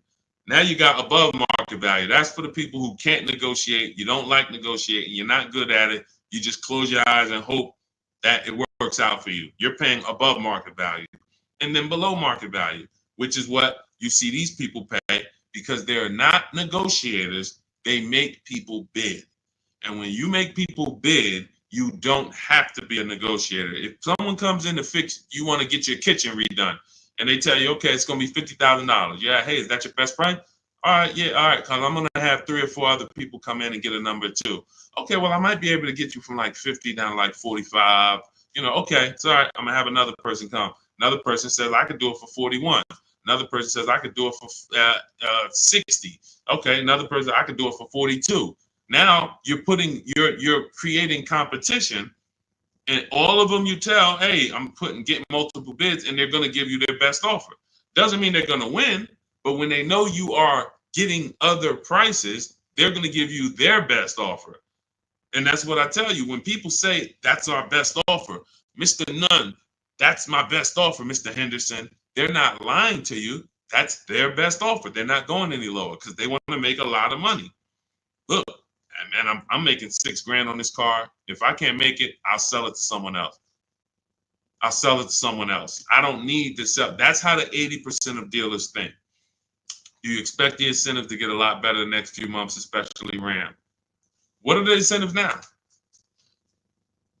Unless you can tell me that you shop multiple dealers for Rams and you can show me 5 different offers you've gotten on a Ram, you don't know what the incentives are now. How can we wonder if stuff's going to be better? What are you comparing it to? You went into one dealer, Dodge dealer, hey, how much is this Ram? They told you and you're like, oh, well, that's expensive. 80% dealer. 80% dealer. And again, the only way for you to see how much you've been overpaying is to start using these strategies that we teach for multiple offers. And I know, sometimes it's hard to face that. Sometimes you would rather not see how much you've been losing. And that's understandable. It doesn't make financial sense, but it's an emotional decision that's understandable. I don't want to know, Deshaun. I would rather keep shopping the way I've been shopping and save no money or the same money rather than shop the new way and then see that the old way was costing me tens of thousands of dollars. That doesn't make financial sense. But the people when you ask, are the incentives good? You got to know what the incentives are now. That means we run the market. When I was shopping for my mother a couple years ago, I ran all the offers on a Mazda CX-5 for her in October. I didn't like the deals. I didn't like the lease offers. I contacted them again in November, emailed them all again. Hey, what do we look like in November? Didn't like the deals. Emailed them one more time in December. Or one of the dealers actually reached back out to me and said, hey, I got this car coming in. We did the deal in December. That is keeping track of incentives. That's monitoring programs.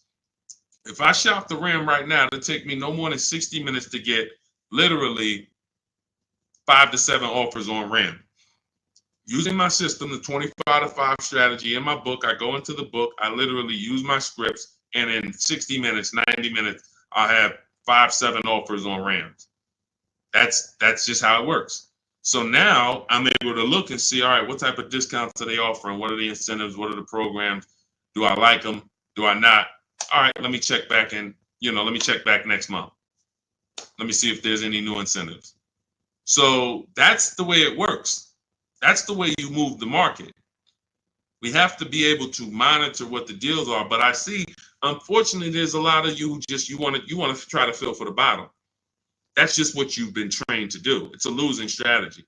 I would love for you, if I was still at the dealership, I'd love for you to come and try to fill for the bottom. Especially if I work for a manufacturer where we got rebates a lot. Come on in, fill for the bottom. $3,000 off is a good discount. When's the last time you got $3,000 off a vehicle?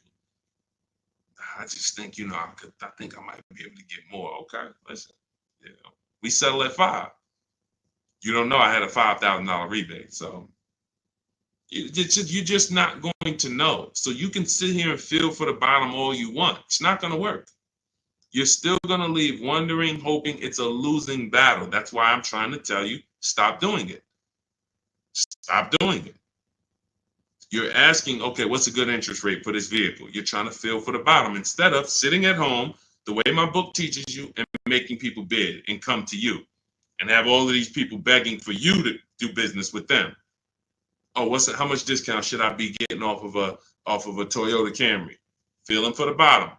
Instead of sitting at home, contacting 25 dealers online, using my strategies, using my scripts, and saying, okay, now I got 7 offers on a Toyota. Oh, I see the biggest one is giving me 5,000 off. Okay, that's the market. That's the below market.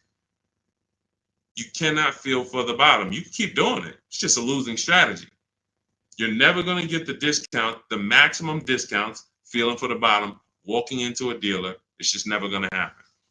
So for those of you who are tired of that, you're like, I don't want to be feeling for the bottom anymore, Deshaun. I don't want to be worried about being a good negotiator, Deshaun. I want to be able to have a plain, simple system for getting dealers and banks to bid for my business.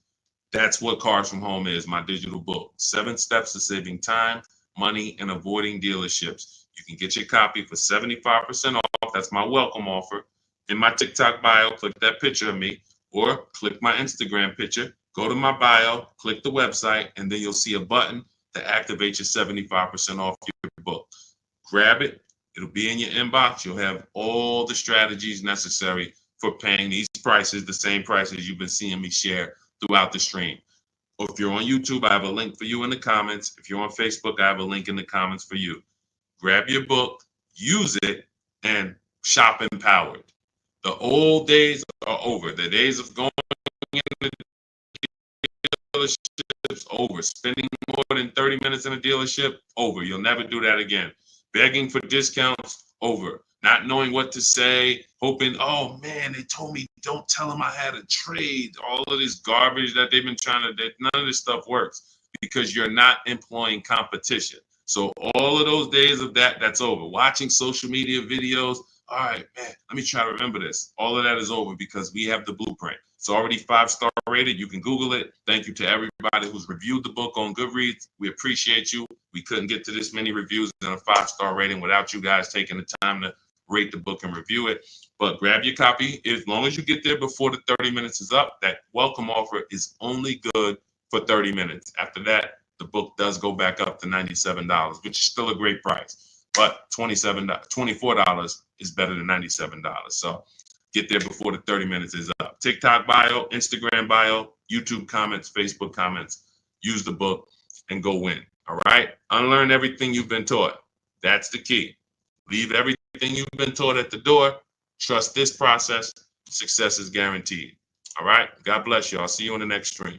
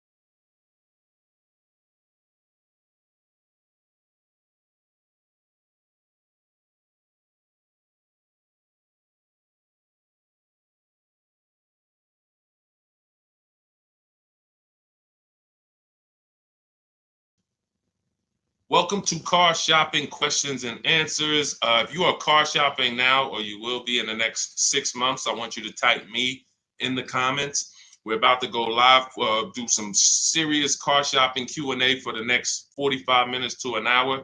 So you can start typing your questions, as many questions as I can get to in an hour. We'll get through them. And what you often will see, that someone else is going to ask the same question you have. So a lot of times you'll actually, even if you can't get your question into the stream, because usually by the time we get 20, 30 minutes in, we got lots of questions and we don't always get to them all. But usually someone else will literally ask the same question that you have. So, so we can start talking. I'm just sharing this to Facebook now. This entire stream is sponsored by my new digital book. It's called Cars from Home. 7 Steps to Saving Time, Money, and Avoiding Dealerships. You can get a copy for 75% off for the next 30 minutes in my TikTok bio, my YouTube, in my TikTok bio, my Instagram bio, the YouTube comments, or the Facebook comments. And the book's normally $97. Everything we'll be going over today will be out of that book. Every answer that I give you is out of that book. So if you want the entire blueprint and you don't want to remember the things that we're about to go over, you grab the book, and obviously everything we're about to go over, we wouldn't be able to cover everything that's in the book. There's like 100 questions that'll be answered in that book. So let me just share this to Facebook, and we'll get started with the first question that we got from TikTok. So type your questions in as fast as possible, and type your questions in one shot. Don't do like a part one, part two, and because then Dolan can't bring them into the stream. Okay, Dolan, let's get going. Let's throw up the first question, please. Nora, I'm upside down on my vehicle. How do I get out or pay off early? There's two ways to deal with negative equity. One of them is easier. It depends on the resources you have. So you have the option to pay the difference, which means you are actually going to say my highest offer for my car is $18,000, but I owe $20,000. That means I have $2,000 of negative equity. I'm going to pay that off. That way I can go and do a clean transaction for my next car. I don't have baggage going into my next car.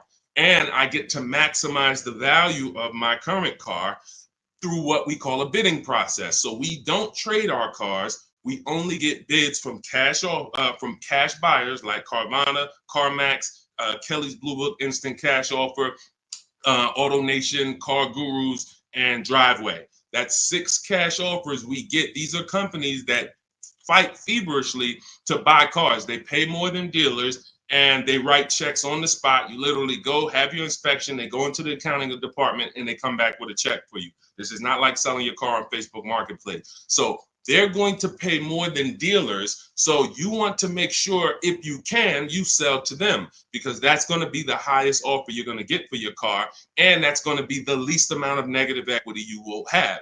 If you can't pay the difference, then you must trade. And trading is a curse word here, because you never get what your asset is worth trading. If I wanted to trade this phone, I'm not going to get as much as I would get putting it on the open market and getting prices and offers for it. So trading is a last resort. What happens is, if you can't pay the difference, you now will go shop for your new car, find a dealer willing to sell you the car at the lowest price, and then you would ask that used car manager to value your car. I do not recommend you go into the dealer and let them just mix the deals together.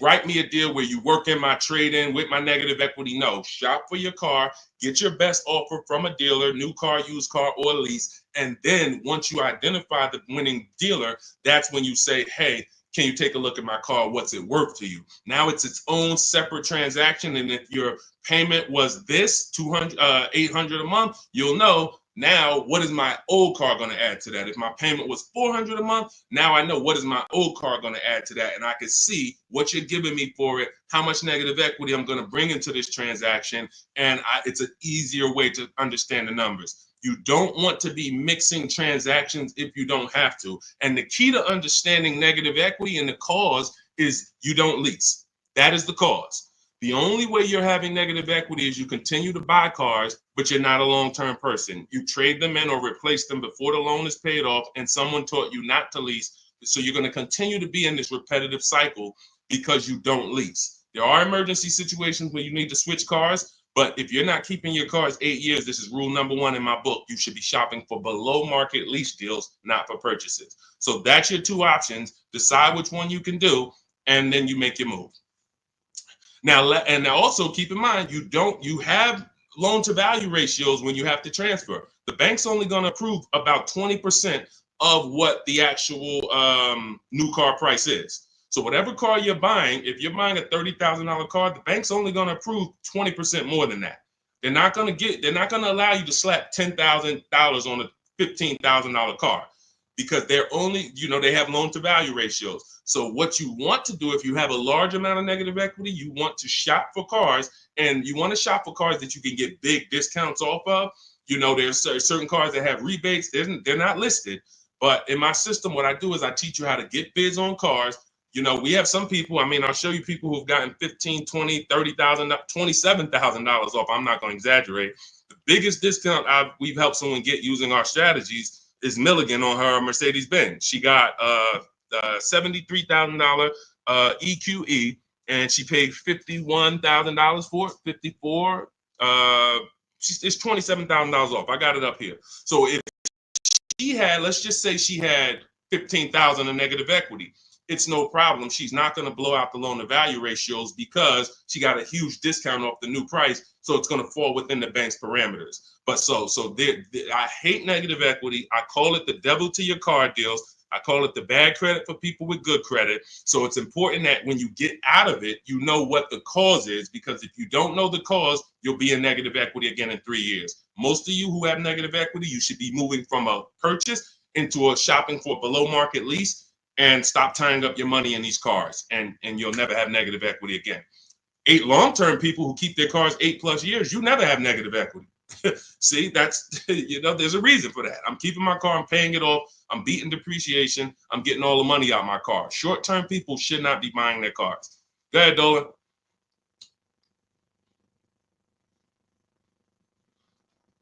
All right, keep typing your questions, y'all. We'll get to as many questions as we can in 45 minutes. Now, let me just actually say this. We have a 7-step process. Everything in my system is 7 steps. We don't go, see, a lot of times you don't understand what you should be doing first. Should I be focusing on my old car, my trade-in, shopping for a car first? What should I be doing first? So we have a system that you actually now have a process. It's 7 steps. First step is the most important question. That's leasing versus buying. How are you going to beat depreciation? Because you're about to buy a depreciating asset. If you buy a depreciating asset with no plan to address or beat the depreciation, you are going to lose like everyone else loses. So we need to see, am I going to beat depreciation with a long-term purchase, or am I going to beat depreciation with a below market lease? Long-term purchase, I got to tie up my money. My money's going to be in the car 3 years, 5 years, 6 years, but over time, the depreciation is going to cool off. I'm going to have a vehicle that doesn't depreciate much. Who has a vehicle that they've had for more than 10 years? Type the number of years you've had it in the comments. If you had a vehicle for 10 years, type 10, 12. Even if you had it for more than 8, let's go 8 because it's called the 8-year rule. If you've had it for more than 8, type the number of years that you've had your vehicle in the comments. Let's see how many long-term people we truly have, because not a lot of people are long-term. Like every time I ask this question, we don't get a lot of people that's like, yeah, 8 years, 10 years, 12 years, 15 years. Look, we don't have many people that can say they even have a car on here that they've had for more than 10 years, more than 8 years. But you're tying up all this money in these cars, and then you're going and you're replacing them in 5 years and 6 years. And look, Sharon, 14 years. God bless you, Sharon. That's a long-term person. Look, Ray Johnson, 9 years. That's a long-term person. So they don't have to worry about depreciation. Their car right now is worth the same amount it'll be worth about a year from now. If Ray's car is worth $9,000, a year from now, it's going to be close to 9. He's beat depreciation. So if you're not buying cars to beat depreciation, you shouldn't be buying them, because you're not going to beat depreciation in the short term. You can't. It's impossible. The only way to beat depreciation as a short-term buyer is to get below market leases, because you're never tying up your money in that car. Not regular leases, below market leases. Big difference. Go ahead, Dolan. I see we had a question come from TikTok. Let's throw them up.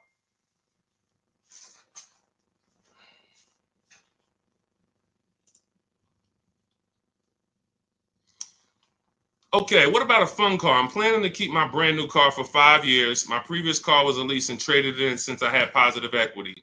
That you're going to lose. Keeping a car for 5 years, a brand new car for 5 years, you're going to lose. And I'm going to show you how big you're going to lose by doing this. You can't keep a car for 5 years. If you're telling me you plan to keep a brand new car for 5 years and then replace it, this is the depreciation curve.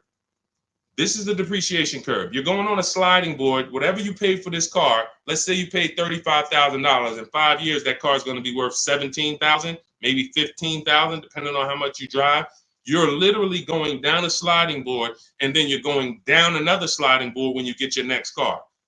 You're wrapping up money in these cars. Now, when we look at somebody like Ray, who kept his car for 9 years, his depreciation curve doesn't look like yours. It looks like this. See, this is what it looks like when you first buy the car. You're losing value every single day. You're losing thousands of dollars in value on a yearly basis. So when you go and say, all right, I'm going to just go buy this car, tie this up. Let me show you why you can't do that compared to someone who's leasing. You're going to spend thousands of dollars more. So you take somebody who got a below market lease like Zafrina. No, that's too. Let's use Zafrina. She gets a $65,000 vehicle. She's paying $579 a month. $65,000 vehicle, $579 a month. That's what we call a 1% lease or below. When you have your lease payment is 1% of the MSRP or less, that means that's a 1% lease or lower. She has a 0.88% lease. Now, she's not, over the next 3 years, she's going to invest in this car, $579 times 36. She's going to invest $20,000 to drive a $65,000 car. Now, if somebody bought this $65,000 car, what's their payment? Every $5,000, remember this rule, is about $100 a month on a 5-year loan. Remember that rule. Every $5,000, when you look at a car, is about $100 per month on a 5-year loan. So when you look at a $20,000 car, you should automatically say to yourself, that's going to cost me about $400 a month. You look at a $50,000 car, that's going to cost me about $1,000 a month on a 5-year loan. When you don't do that, now you let them put you in 6- and 7-year loans because you're not focused on what the real cost is. You're just like, get me to a low payment. I'll get you to a low payment. I'm going to put you in an 8-year loan. So we know this. Looking at her car, she would be spending roughly $1,300 a month if she bought that car. Even if she got an incredible deal, saved 10 grand off of the car, she's still going to be spending about $1,100 a month. She's putting $579 a month into this car. How do you compare $579 to $1,100? How do you compare $579 to $1,300? Let's say she bought a used version of this car. So instead of $65, she found a used one for $40. Every $5,000, $100, that's an $800 a month payment. How do you compare $579 to $800 for a used version? You can't. So when you're out here listening to people who've told you don't lease, they don't understand depreciation and they don't understand how to get below market leases. These are not regular leases. In order to get below market leases, you must employ competition. You must get at least 5 offers because every dealer's price is different. So when you walk into one Nissan dealer and they tell you it's $600 a month, you don't walk out and say, hey, Nissan's charging $600 a month. No, Nissan of Bay Ridge is charging $600 a month. But this Nissan deal over here might be at $500. This Nissan deal over here might be at $420. You need to stay at home, get multiple offers. You can do this my way through email using the systems in my book, or you can do it your way, calling around and get multiple offers. But once you see how different these offers are, you'll realize how many dealers have been ripping you off. And 80% of them do this.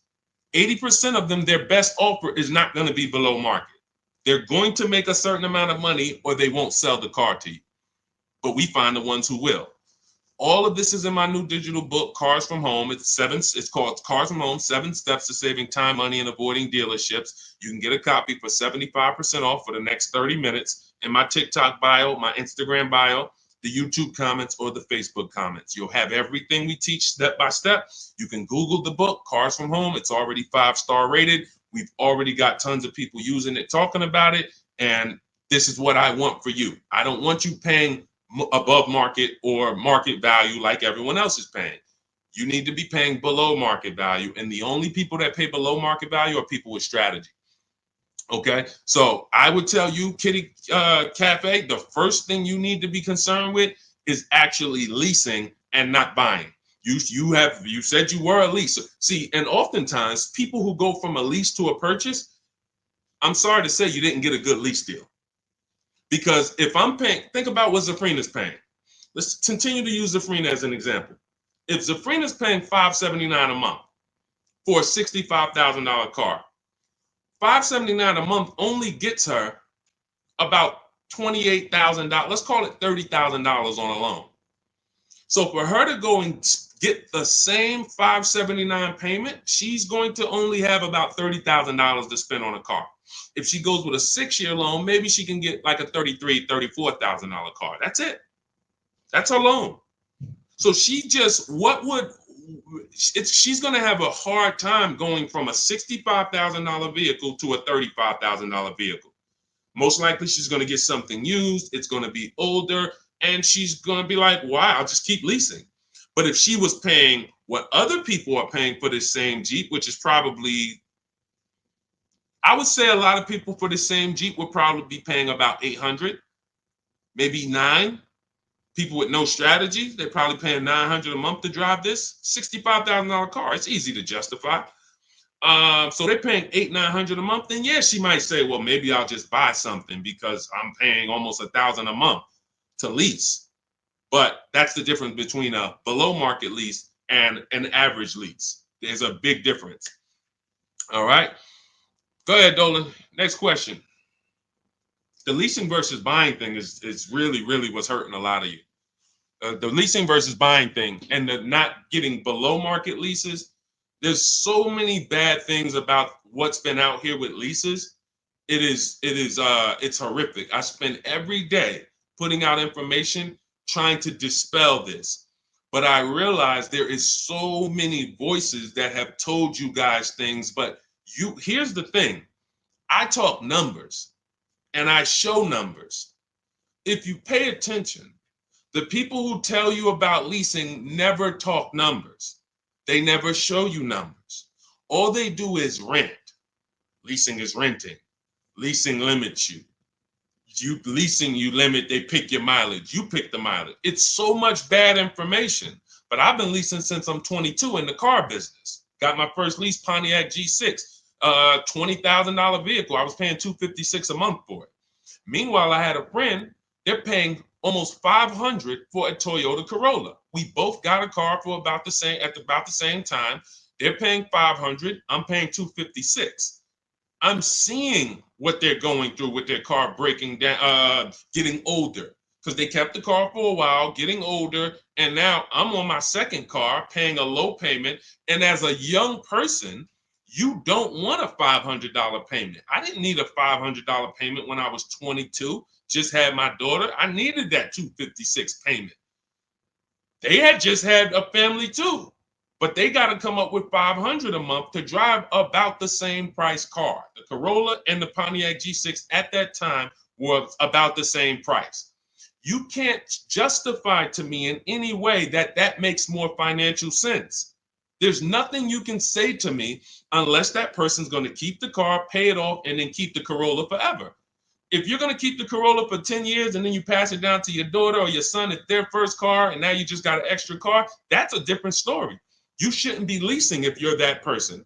But if you're a 5-year, 6-year owner, 7-year owner, and you're just paying these high payments, you pay your cars off, and then you go back into another finance, you're just overpaying. You're throwing thousands of dollars out in the garbage, and there's no way around it. You put me against anybody.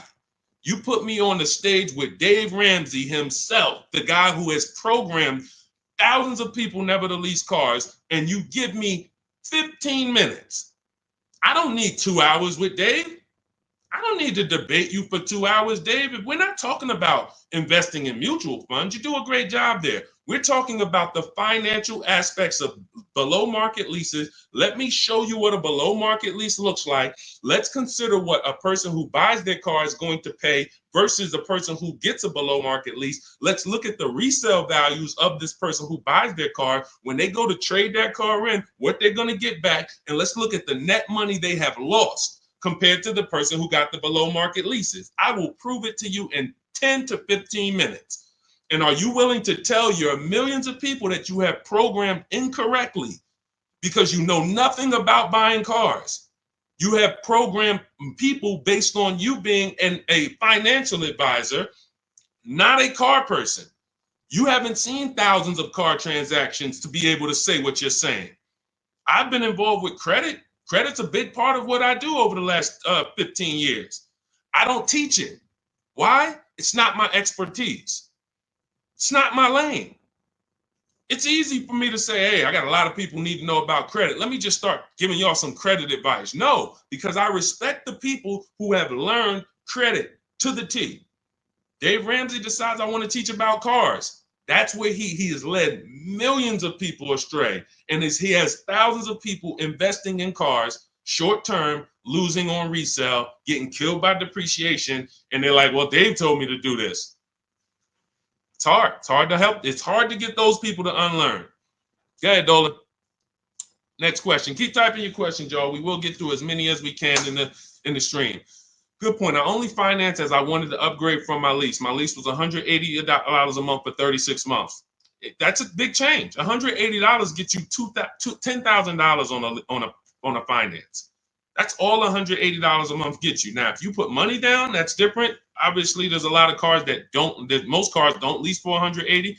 So I'm assuming that you put some money down to get there. But again, what were you driving for these payments? You're driving a brand new car. There's no comparison. When you're getting below market deals on leases, there's no comparison. Again, let's look at Charles. Charles gets a Palisade, $48,000 vehicle. Some people, and you may own one of these. And if you were honest, you say, Deshaun, I own that vehicle. How much is your payment? No money down. Probably $800-900 a month. Probably $1,000 a month. He's paying $597. Some people say, oh, Deshaun, don't they limit you on mileage? No, you pick the mileage. Look at Jen. Jen got her Honda CRV. She's paying $512 a month. It's a $40,000 vehicle. That's normally $800 a month to buy on a 5-year loan. She's paying $512 a month, and then she upgraded the mileage from $12,000 to $18,000, and her payment went from $512 to $563. 40 some odd dollars. She gets to drive as much as she wants, as she needs to drive, not as much as she wants to drive, as much as she needs to drive. And the problem that that you may have with leasing is you didn't get the mileage you needed, and then you started blaming the lease. You knew you drove 15,000 miles a year, but instead of getting 15,000 miles a year, you took the 10,000 mile a year option. You looked at the payment for 10,000 because you might have not been getting a below market lease, so the payment was high, and you're like, okay, well, just give me the 10, and then you know you needed 15, so now you're going to pay the penalty based on not the lease's fault, based on you. You could have paid $45 more per month, got every bit of mileage you needed, and then you could have enjoyed your lease hassle-free, dropped it off in 3 years, no problem. So people are blaming the lease for their lack of understanding about how they don't pick the mileage for you on the lease. You pick the mileage. We got people who drive 25,000 miles in lease because they don't want to keep their cars tied up and have that depreciation on a car they own. If they drove 25,000 miles, any high mileage drivers, type HM into the comments. Any high mileage drivers, you drive over 18,000 miles. If you bought your car, tied up that money in that car, and depreciated it with high mileage, that car is going to be worthless in 3 years because you put 75,000 miles on it, and then you come back to replace it, and you have 15 grand of negative equity, and you wonder why. You depreciated the car. Meanwhile, when I was at Hyundai, I worked at Hyundai as a manager for 6 weeks. I had a guy who came in, he was dropping off his lease. I learned something incredible. I said, car had 72,000 miles on it.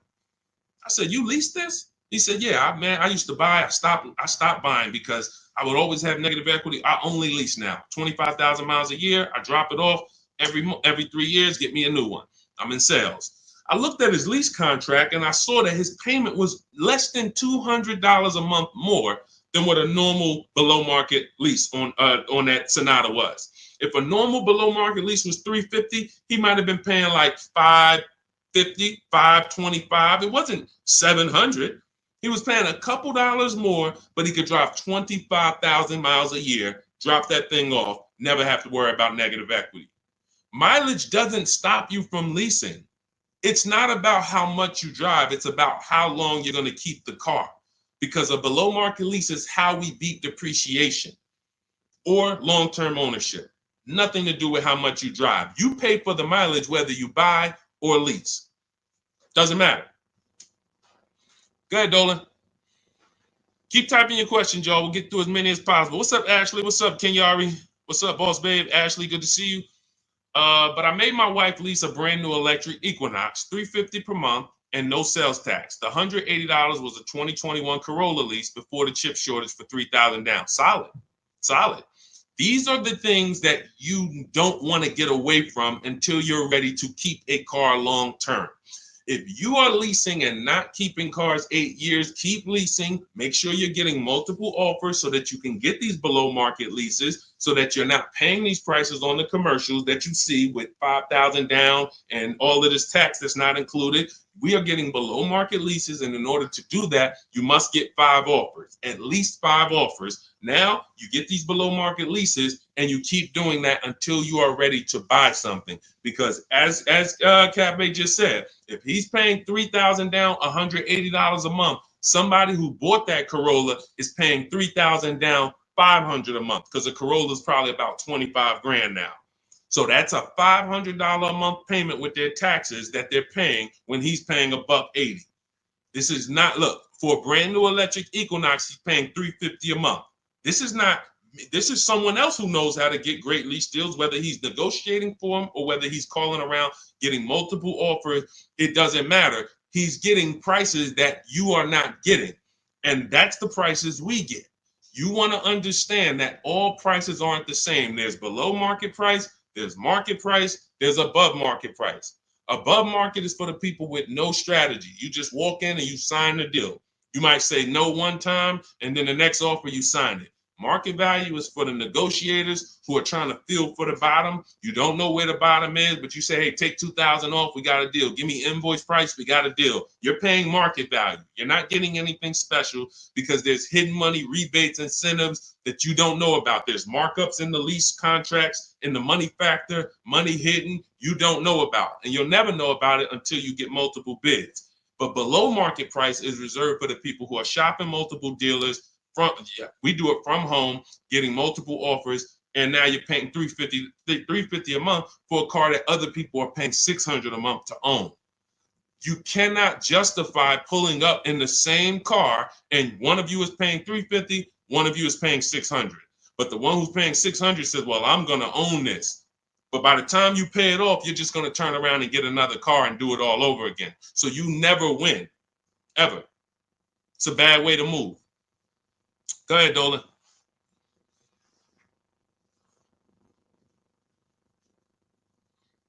What's up, Ray Johnson? Do you need to, hold on. Do you need to know all the bells and whistles?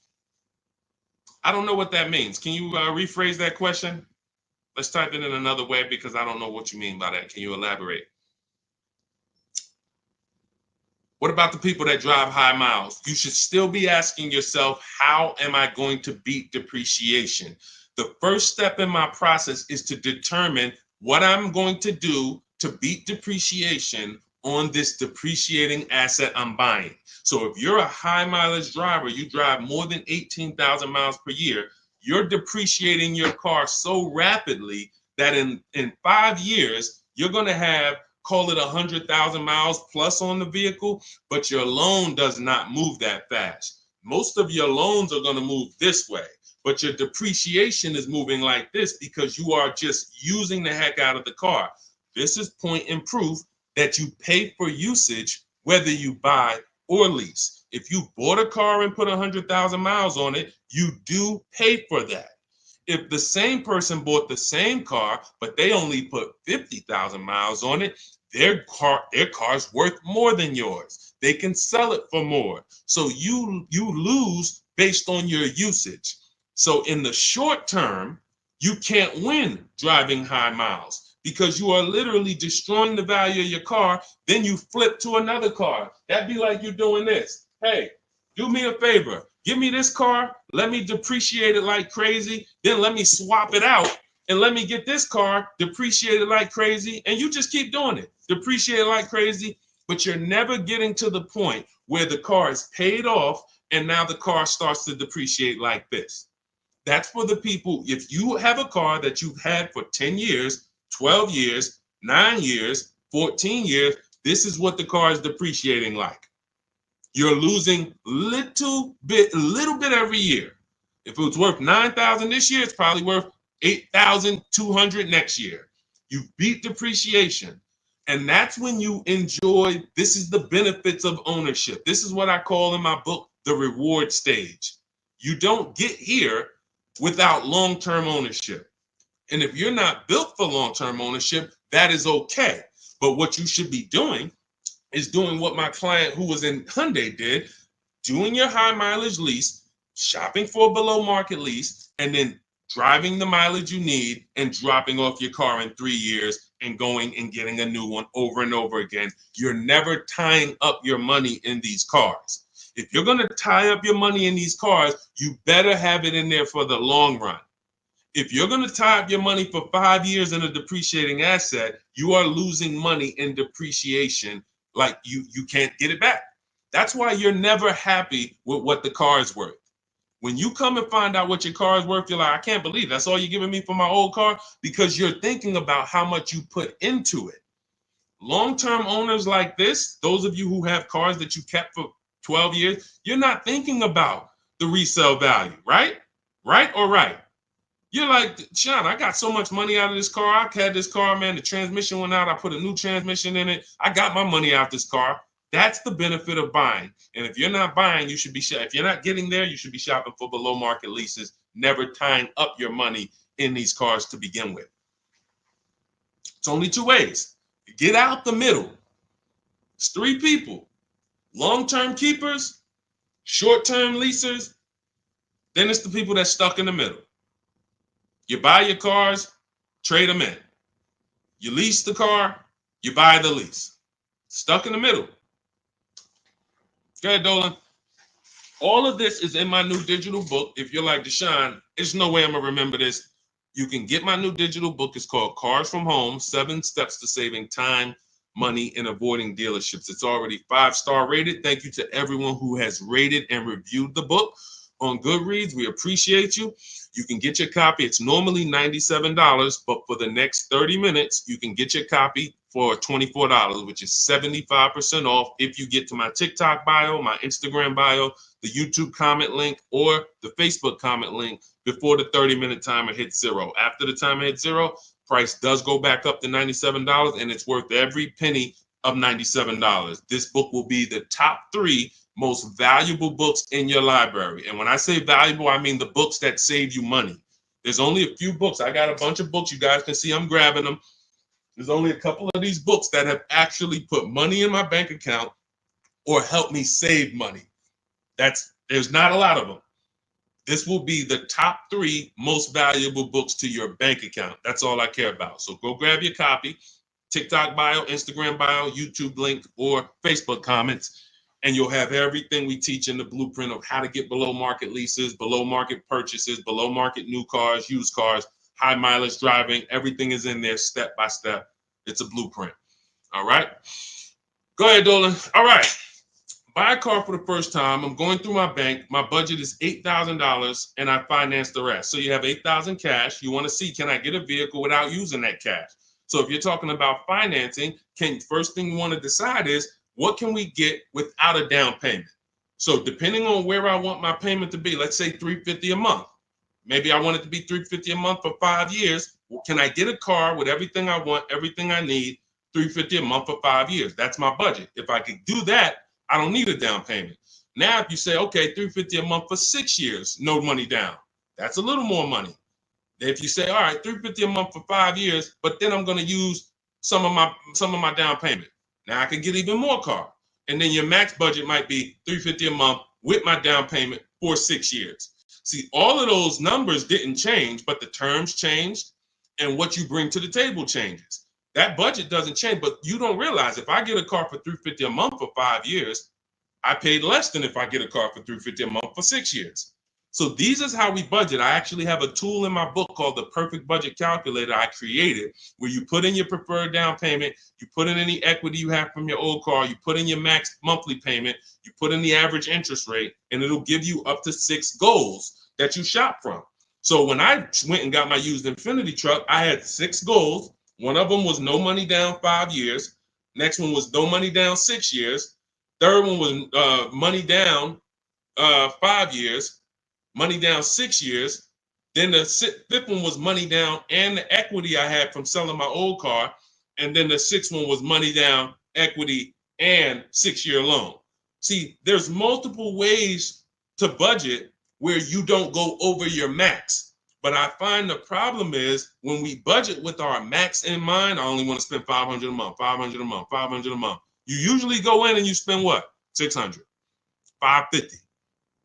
You're putting $1,500 on a credit card because you didn't calculate the taxes. The tool in my book, the Perfect Budget Calculator, calculates the taxes in your state. So you don't go in and say, oh man, I didn't know there was another $3,000 in taxes and fees. Who's had that happen? Oh man, I thought we was making a deal, but you forgot about the taxes and fees. See, all of this stuff you don't realize should be normal in a complex financial transaction. But what they've taught you in the car business is to just treat car buying like you're buying a TV, because it makes them very rich.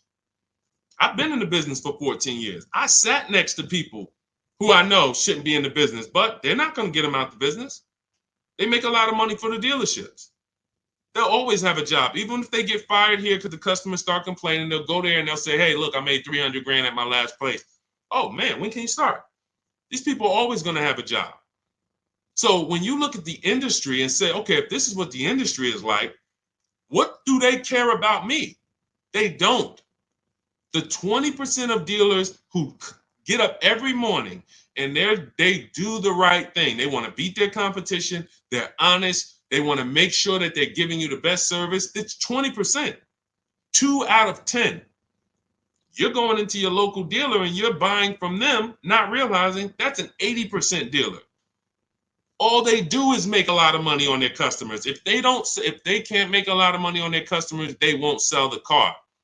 And you know what's beautiful about the car business? For those of you who are wolves and sharks and evil, it's not about the customer winning. It's about you making the customer think they won. I'm going to say that again. For those of you who are like, what business could I get into where I can make 200 grand? And I don't need to have morals, as long you are trained to make the customer think they won. And that's all it's about. If that's why you start high and you come down. If you know your price on your car is $600 a month, you start at $800. This is what the worst people do. You know that the full price for your car is $600 a month. When Mr. Jones sit down, hey, Mr. Jones, all right, we got a great proposal for you. Great news. We're going to make you a great deal today. Your payment's $790 with $2,000 down. What? That seems like a high for this car. The car's only this. That seems real high. And then I didn't even want to do any down payment. All right, so you didn't want to do a down payment. So, all right, look, if I could get the down payment out, your payment would go from $790 to now it's $840. No down payment, though. What's more important than you, the payment or the down payment? No, well, both. But what's more important? If you had to pick one, well, I really don't want to do any money down. All right, so right now we're at $840. Where can we agree? I'll talk to my manager. Where can we agree that you'll be happy? Because I want to make you happy, Mr. Jones. Nah, I mean, I'm thinking of paying I really wanted to be at $500, Mr. Jones. I understand. Where'd you come up with that number? I just thought, like, I'm looking at the car, I'm thinking, 500 seems fair, but follow me, Mr. Jones. You're looking at this car, you know where the demand is, you know there's no cars around. This is all stuff that's not true. You don't know where the demand is because you haven't shopped. There's no cars around. You don't know that because you haven't shopped. But these guys we are absolutely trained to, if you want to use your powers for evil, it is very easy to get you. That's why we don't shop that way. I would never send you in to deal with people who negotiate every day for a living like this. Your power is being at home, having multiple dealers compete for your business, and that's how people like Tasha get these deals. Thousands off on a brand new car, only 1-year-old car. This is how we got grandmothers who do this. Look, India, ridiculous deal on a Toyota. Look, Hyundai, $365 a month, no money down. 2024 Hyundai Elantra, limited with the leather in it. She didn't get that going in negotiating. You can't. But from home, that's where the power is. That's why our entire system is called Cars from Home. I can sit here and walk you through why you can't win. I don't care who you are. So when I'm telling you, you have to change the way you shop. When people say there's no deals, they're right. To you, there's no deals. To someone who doesn't have shopping strategy, doesn't know how to put dealers against each other, there are no deals. But to people like us, we've been making deals. Let me show you, Bonita. Let me show you a pandemic deal. When people were out there thinking, no deals, Deshaun, this is so bad. When is the market going to change? Look, Bonita, 2022, she leased her dream vehicle, a 2023 Kia Telluride. She put $600 down, drove off $600 a month. She gave him $600, drove off. No money down lease. People were leasing and buying these vehicles for $10,000 over sticker. I'm not on here to talk to you about hundreds of dollars. What do I care about hundreds of dollars? You think we're on here? You think we're getting together to gather you guys to talk about hundreds of dollars? That doesn't matter to me. Thousands is all we talk about. Every single thing we discuss here is $1,000 mistakes. You not leasing when you should be leasing. $5,000, $7,000 mistakes minimum. You not getting multiple offers on your car.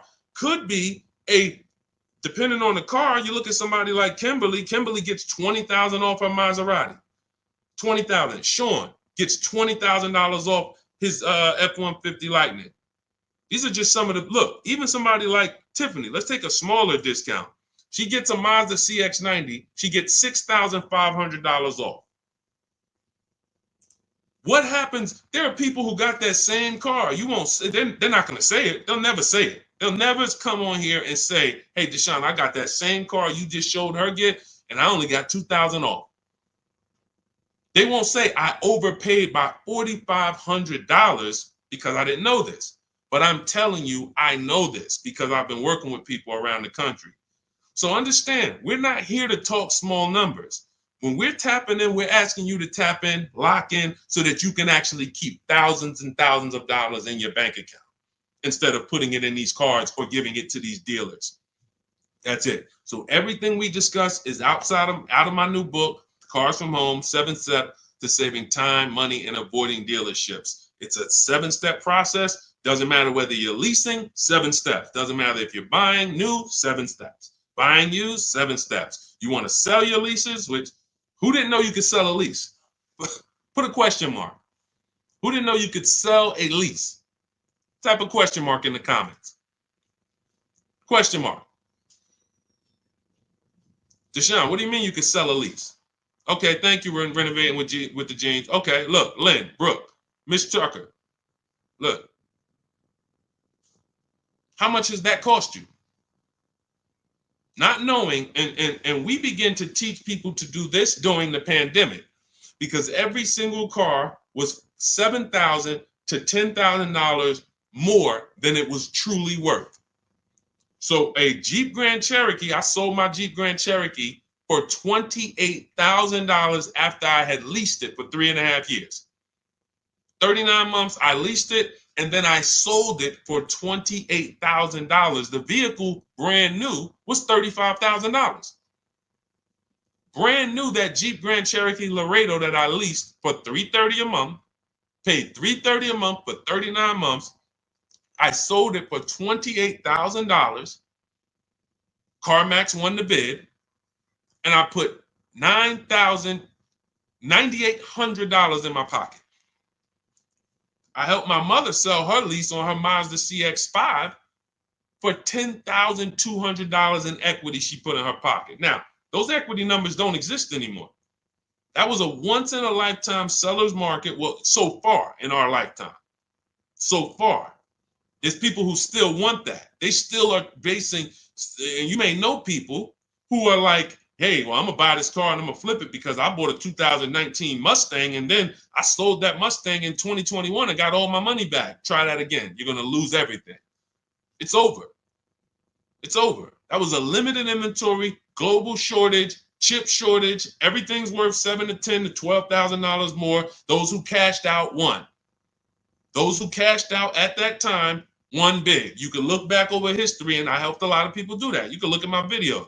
Some of my biggest videos, 5 million views, 3 million views, was how to cash out. People coming on there, yo, I just sold my lease. I made $7,000. Yo, I made 10 grand because of you. Yo, I sold 2 leases. I'm telling everybody during the pandemic, cash out, cash out, cash out, cash out. You won't be able to do this again. But there's still money to be made if you have equity in your lease. There's still $2,000, $1,700, $3,000, $4,000. Some of you low mileage people who you lease, but you only drive 5,000 miles a year. There's equity there. But you got to know how to get it. You got to know how to get bids. What's the process? And get we get bids from CarMax, Driveway, Carvana, Kelly's Blue Book Instant Cash Offer. What is that strategy alone worth? Just the cash out, just the equity assessment, step 2 in my process is worth. For those of you who trade in cars, that right there, one step out of my 7-step process is going to be worth thousands of dollars to you. So you can get my new digital book, Cars from Home, 7 Steps to Saving Time, Money, and Avoiding Dealership, and you can get it for 75% off. That's my welcome offer to you, but it's only for 30 minutes. You go to my TikTok bio, my Instagram bio, the YouTube comments, or the Facebook comments, click that link and get your copy for 75% off. You won't even pay the $97 price. You'll pay $24, but you got to get there before the timer goes to 0, and then it goes back up to $97, which is worth every penny. Book's worth every penny of $97. It'll be in your inbox in 2 minutes. And make sure as soon as you get the book, you screenshot the thank you page, because the link to open the book is actually on that page. You open the book on that page, and I also email you a copy, but my support team's email is actually on that page as well, because sometimes you type your email wrong, you're typing fast, you're trying to hurry up and get it before the sale ends, and then you end up typing your email wrong. We can't send the book to a wrong email, so that you'll have my support team's email there. But this is the most serious thing outside of buying a house. There's nothing more serious to me. And some of you are not going to even buy houses. Some of you like, Deshaun, I'm a renter. I don't plan on buying. That means the car is your most expensive purchase. And you're going to do it over and over again. You might have 5, 10 of them in your lifetime or more. You lose $5,000 on every one because you didn't have strategy. That's a tough gig. That's a tough gig. I wouldn't want to be in that situation. And I'm not going to be. And anyone who's listening to me is not going to be. Go ahead, Dolan. Let's keep the show on the road. Do you need to know all the extras you want? Upgraded sound system items that are not in the base price? Absolutely. Whenever we buy a new car or we shop for a lease, we always build our car. We go on the site because we want to know everything's available, because we don't want to get a car and find out there was an option we wanted that we didn't get. And we also want to know what we can live with and live without. And we want to build our car to come up with an MSRP. So if the car you want the panoramic sunroof, you want the blind spot monitors, which most cars come with now, whatever it is, you need to have an idea of what that's going to cost. So once we build out our car, we determine our car is $42,900 the way we want it.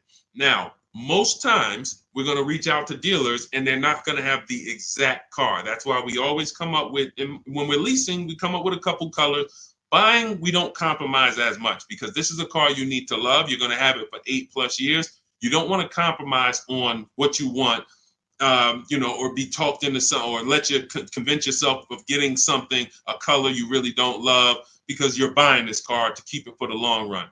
Now, on a lease rather, you can be much more flexible, because in 2.5 years, you're getting ready to shop again. You get a 3-year lease, 2.5 years, 6 months left, it's time to shop again. So we want to make sure we can be more flexible with that. But yes, we want to know how much it's going to cost so that we can start to budget We always say with a lease, when we build out our car, we take 1.25% and we use that as a gauge of around about what it should cost. So if we're looking at a car that's $42,300, we multiply that by 0.125 and we say, okay, 528, that's a fair below market lease deal. Now, if we can do better than that with bids, we will.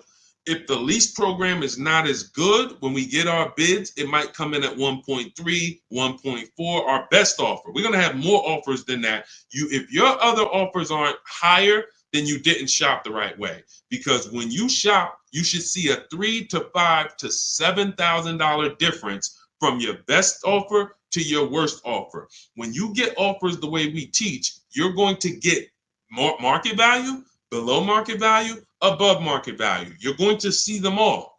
And you're going to be like, wow, I can't believe all these dealers, this their best offer? Yes, they want to sell and make a lot of money. But we don't care about them. I don't focus on the 80%. We're looking for the 20%. So we use this as a gauge to say, all right, this is around about what I think I should be looking at paying, depending on the deal that I get when I actually get my offers. So that's why it's important for us to build the car.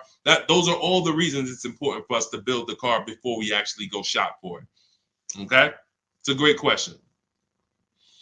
I see you. I'm leasing this year. There you go. If I could get more people to lease, wake up and look. I don't want you leasing if you're keeping your cars 8 or more years.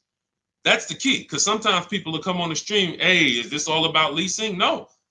If you're buying, there's so many things you need to know about getting below market purchases. New cars, used cars, we haven't had those questions come in. People are not really asking questions about used cars and things of that nature, but I'm answering the questions that Dolan puts up that you guys are writing. So when we look at purchasing, there's a ton of questions that we got to look at, ton of questions. But when it comes to people not keeping their car 8 years, you should be shopping for leases. You're not keeping a car long enough to beat the depreciation. The depreciation's going to kill you, not the loan. Doesn't matter. Loan's okay. You could pay cash. Doesn't matter. The depreciation's going to kill you. That's what you're doing. You're buying a depreciating asset, trying to keep it short term, flip it, and do it again. You can't win. The only way to win with a depreciating asset is long-term ownership, or never tie your money up in it in the first place, which is a below market lease. Go ahead, Dolan, throw that one back up. Arturo, does your credit score affect the lease? Sure. You want to have fair credit. I always tell people you want to get to about a 660, 680, similar to if you were trying to get a good deal on a house. You would be trying to set yourself up with a good credit report to buy a house. Now with leasing, you can also lean on payment history. So if you have a $400, $500 a month payment, you've been making it on time for 2 years, that weighs heavily in you getting approved. So I always say it's nothing that gets you approved for a new car like a paid on-time payments for your old car. The banks look at that and say, well, hey, we can see, yeah, credit cards might be high, but they never miss the payment on their car. They never miss that $500 payment. That means something to the banks when your credit score is a little in that marginal in that marginal range or that mid range. So I always tell people, get to a fair range, work on your credit so that you're able to lease, and don't tie up your money in a long-term purchase because you can't lease right now. If I couldn't lease right now, my only mission would be to get an inexpensive car, get my credit to a 660, 670 to lease. I wouldn't be trying to get a Dodge Charger, $20,000, $30,000, $40,000 car. I'm going to pay 20% interest. And when I go out to replace that car, I'm going to have so much negative equity because the interest alone is going to bury me because I don't have good credit. So now I'm no closer to leasing. My payment is going to be high. And I usually end up with an older car because I'm trying to squeeze my way into a nice car that I could show off and feel good about. Nah, I mean, I work hard. I want to be able to drive something that, I feel good about. But you haven't qualified yet. You haven't qualified to drive something great yet.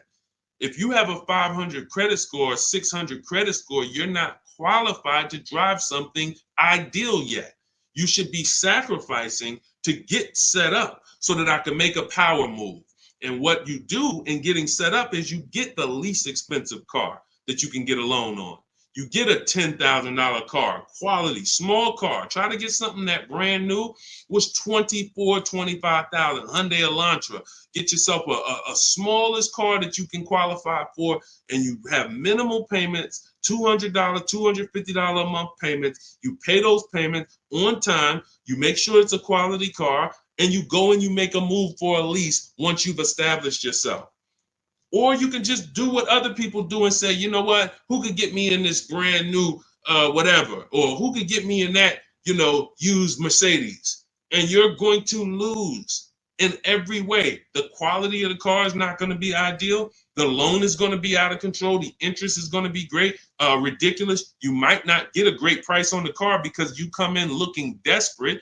You need a car, not want a car. You need a car. So nothing is working for you. Everything's against you.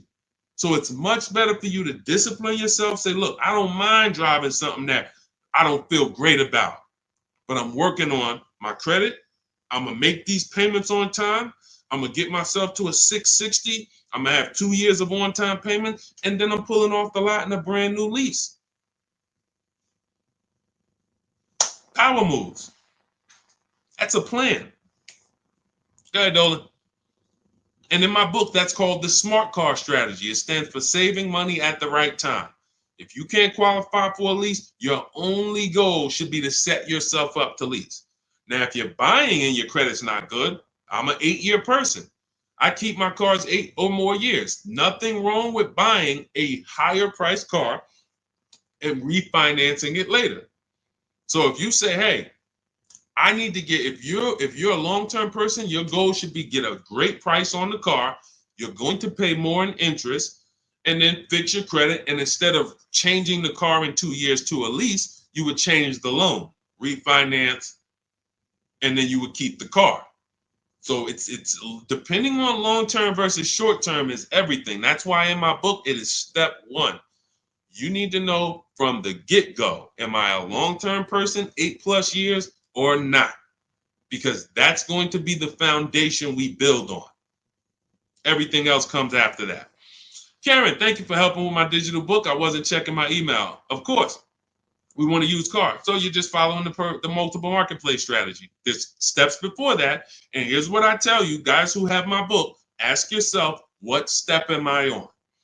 This is what I tell everybody that I work with. Ask, what step am I on? Because if you're doing step 3, but you have not done step 1, that's a clear indicator. Oh man, I haven't done step 1. Step 1 is leasing versus buying. Most important question. How are we beating depreciation? We go into deep. I show you lease scenario, purchase scenario, lease scenario, used car scenario, to make it very clear that if you set out to buy, but you should have leased, can't help you. You're lost. And I talked about that earlier. We ran Zafrina's $579 a month payment versus what a new car would cost her, which would be $900 or $65,000 car. That would have been $1,100. Or a used version was $800. So you can't compare that. If you go out and you get a great deal on a purchase and your payment's $700 a month, then that means that lease payment probably would have been $400 a month. There's no way to, how do I get out of this? You shouldn't have been in it. That's why this is step 1. So what was that question? What was that question? I don't even know how I got on that. Oh, you said I want a used car. Yeah. So so you want to ask yourself, where am I at in the process? Because we're not in the market until step 5. Step 5, we're in the market. That's when we're on our marketplaces, shopping, narrowing it down. We have specific ways we narrow down used cars. This is not just general information that you could find on social media and you Google it, how to buy a used car. Yeah, good luck. That stuff means nothing. Car salespeople are been watching those blog articles for years saying, okay, this is what they're coming to do. Don't tell them you have a trade-in. Okay, good. Stuff has been around for 20 years. What we're doing is we're narrowing it down when we get to step 5, based on title history, service records, accident history. Then we're narrowing it down and we're coming up with our top 5 choices, top 3 to top 5. Then we're verifying who has bogus fees, who put one price online that they're not going to honor. So all of these This is my top 5 list, but some of these might be fake prices. So we need to verify that. And then we're going to get the new car price to find out what the true discount was. How much was this vehicle brand new? When I bought my Infiniti truck, I narrowed it down to 4 choices. They were all white, between $30,000 and $32,000. Sounds similar. They're not. You're looking at 4 white Infiniti trucks between $30,000 and $32,000. Similar miles, all 2020s. They were 3 years old at the time. Looking at all 3, whoa, these vehicles look similar. Once I got the brand new price, I found out one of them was $46,000 brand new. The other one was $48,000 brand new. The other one was $52,000 brand new. And the one I ended up getting was $54,000 brand new. Big difference. See, so what seemingly was close was nowhere near close. The furthest apart was 54 to 46. It's an $8,000 difference between the least expensive one and the most expensive one. But without the brand new price, you don't know that. You're choosing the wrong vehicle, thinking, oh, I got a good deal. No, the good deal was that other one that you didn't pick because you didn't have the brand new price. So that's step 5. But we got plenty of things we do before that to verify the DNA of the vehicle, check the data. And look, let me be clear. It takes me 90 minutes to buy cars. I'm not putting a system together that takes days. I'm not going to do it. It's not necessary. Choosing your vehicle, that might take you days. Going and looking at cars, test driving, that might take you days. Deciding what you want. We call that shopping. That's a step in my book. Shopping, not buying. That's deciding what you want. But once you know what you want, 90 minutes. Now, first time you use our system, it might take you 2-3 hours because you're just learning. You're overthinking. Haven't trusted our process yet. That's normal. But once you see, wait, this is simple steps. I'm going to websites, putting information here, looking at this. This is stuff a high school kid would do. If I could teach a high school kid to buy a car, it'd be easier than some adults because they don't have to unlearn much. Adults, it's like, hey, but I don't have to go into the dealer. You know, hey, Deshaun, I went into the dealer and this is what they said. Deshaun, my dealer called me and they said this. Well, when did I tell you to talk to the dealer? I thought you were coming to use our system because you didn't want to talk to the dealers. Yeah, you're right. See, that's overthinking. Now, that doesn't mean you're going to lose because we got a lot. That's how a lot of people come. You're trained to do things one way. You have to unlearn that. But once you see what we do, you're like, man, I can do this again next time. It'll take me 2 hours. I get any car I want in the country, Bentley, Rolls Royce, Corolla. It's going to take me 90 minutes because I'm using the internet. We're emailing. You know, I'm not getting in my car and driving to a dealer. So that's what we need to focus on. I know you have the book. Make sure you're asking yourself, where am I in the process? Start with step 1, just check them off. Step 7 is delivery. So when you check off delivery, you're done. You got your car. All right. Everything that I'm teaching is in my new book. It's called Cars from Home. It's a digital book. It's called Cars from Home, 7 Steps to Saving Time, Money, and Avoiding Dealerships. You can get your copy for 75% off. It's part of my welcome offer. It's normally $97. But if you get to my TikTok bio, my Instagram bio, the Facebook comments, or the YouTube comments before the 30-minute timer hits 0, you got your copy for 75% off, which is $24. And it'll be in your inbox in 2 minutes. So once the timer hits 0, price does go back up to $97. And it's still worth every penny at $97. Go ahead, Dolan.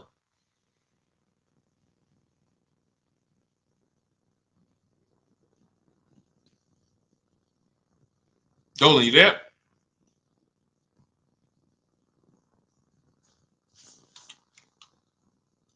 All right. Is it worth buying a BMW or Mercedes brand new or pre-owned certified? That's a matter of budget.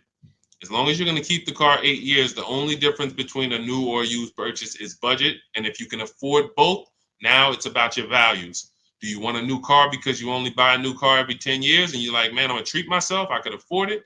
Or do you want a pre-owned car because you're like, hey, I want to treat myself, but I could also take a 2 or 3 year old one and I'll be just fine with that. Now, what I always say, if you're going to buy something close to new, 1 or 2 years old, you need to shop the new market first because you might overspend for a 1 or 2 year old vehicle because you don't know what the new market is for a brand new one. So, example, Kimberly saves $20,000 off her Maserati. Sean saves $20,000 off his F-150. Milligan saves $27,000 off her Mercedes-Benz. So when you look at these vehicles, and I show these deals, if you're on YouTube, if you're on YouTube, that's Melissa. If you're on YouTube or Facebook or Instagram, you can see these. You zoom in here, you can see she saved $27,000 off her Mercedes. And some of these vehicles, even with these leases, you'll see people have saved 10 grand, 7 grand. Now, let's take the more dramatic discounts over 10 grand. If you can save over 10 grand on a brand new vehicle, then that means when you go buy a 1-year-old one, what should you be saving? If I know that the new market is 10 grand off, then for a 1-year-old one, I'm looking for about 18 grand off. I'm not looking for 15 grand off. 5 more thousand, I'll get a brand new one. So I need to know what the new market is to know what the used market should be. Now, this is once you get to 3 years old, you don't need to do this because 3-year-old vehicles, there's a lot of options because there's only 2 ways dealers get most cars. They're going to buy them off their customers or buy them from auction, or they're going to buy them after the lease. So 3 ways. Buy them after the lease. Most leases are 3 years. They're going to buy them from their customers. Most people don't trade their cars in 2 years. Or they're going to buy them from auction. And most people are not getting rid of their cars in 1 or 2 years. So you don't have a lot of options to choose from. You have limited competition. And when you have limited competition, you have a high chance of overpaying. But if I shop the brand new market and I see, wait a minute, on this car, brand new, I could get $20,000 off. Now, some of you might say, wow, if I could afford, I'll just get a brand new one. If that's the market, because I didn't know that the discount was going to be that big. But once you see this, okay, I know I can't pay more than on a used one. See, somebody who would buy a 1-year-old F-150 Lightning, truck's normally 70,000, 73,000. So they might look at a 1-year-old one for 55 and be like, wow, that looks good. Thank you, Renovating with the Gene. They might look at it and be like, okay, wait, this is a 1-year-old vehicle and you asking 55,000 for it? That sounds good. Because it's brand new. How much is it brand new? Well, 73 brand new. Whoa, that's a big discount, man. All right, yeah, I ain't gonna even argue with you. Let me get that. Not realizing that the brand new market on that vehicle, the person saved $21,000. So 73, 63, 53. So literally the brand new market on that vehicle was lower than what you just paid for a 1-year-old vehicle. And what's going to happen when you go to resell that vehicle later? You're going to lose because you overpaid by thousands of dollars. So this is so important to understand. People overpay for used cars all the time for a variety of reasons. They don't know what it was originally. What was the original new car price? To even know they're getting a good deal on a used one. They don't know what the actual new car, again, this is for the 1 and 2 year people. You got options because somebody asked, hey, should I buy brand new or should I buy pre-owned? That means you probably have the money to afford both. So you might go out and buy a 1 or 2 year old pre-owned. But if you're like Milligan and you bought one of these electric ones, she saved $27,000. If you went in and you bought a 1-year-old one and you got 20 grand off, you might think you won. But she got 27,000 off a brand new one, which means if I saw 27,000 off a brand new one, for a 1-year-old one, I want 35 grand off. I want 38 grand off. The new market for this vehicle is very soft. So that means the 1-year-old market should be very soft.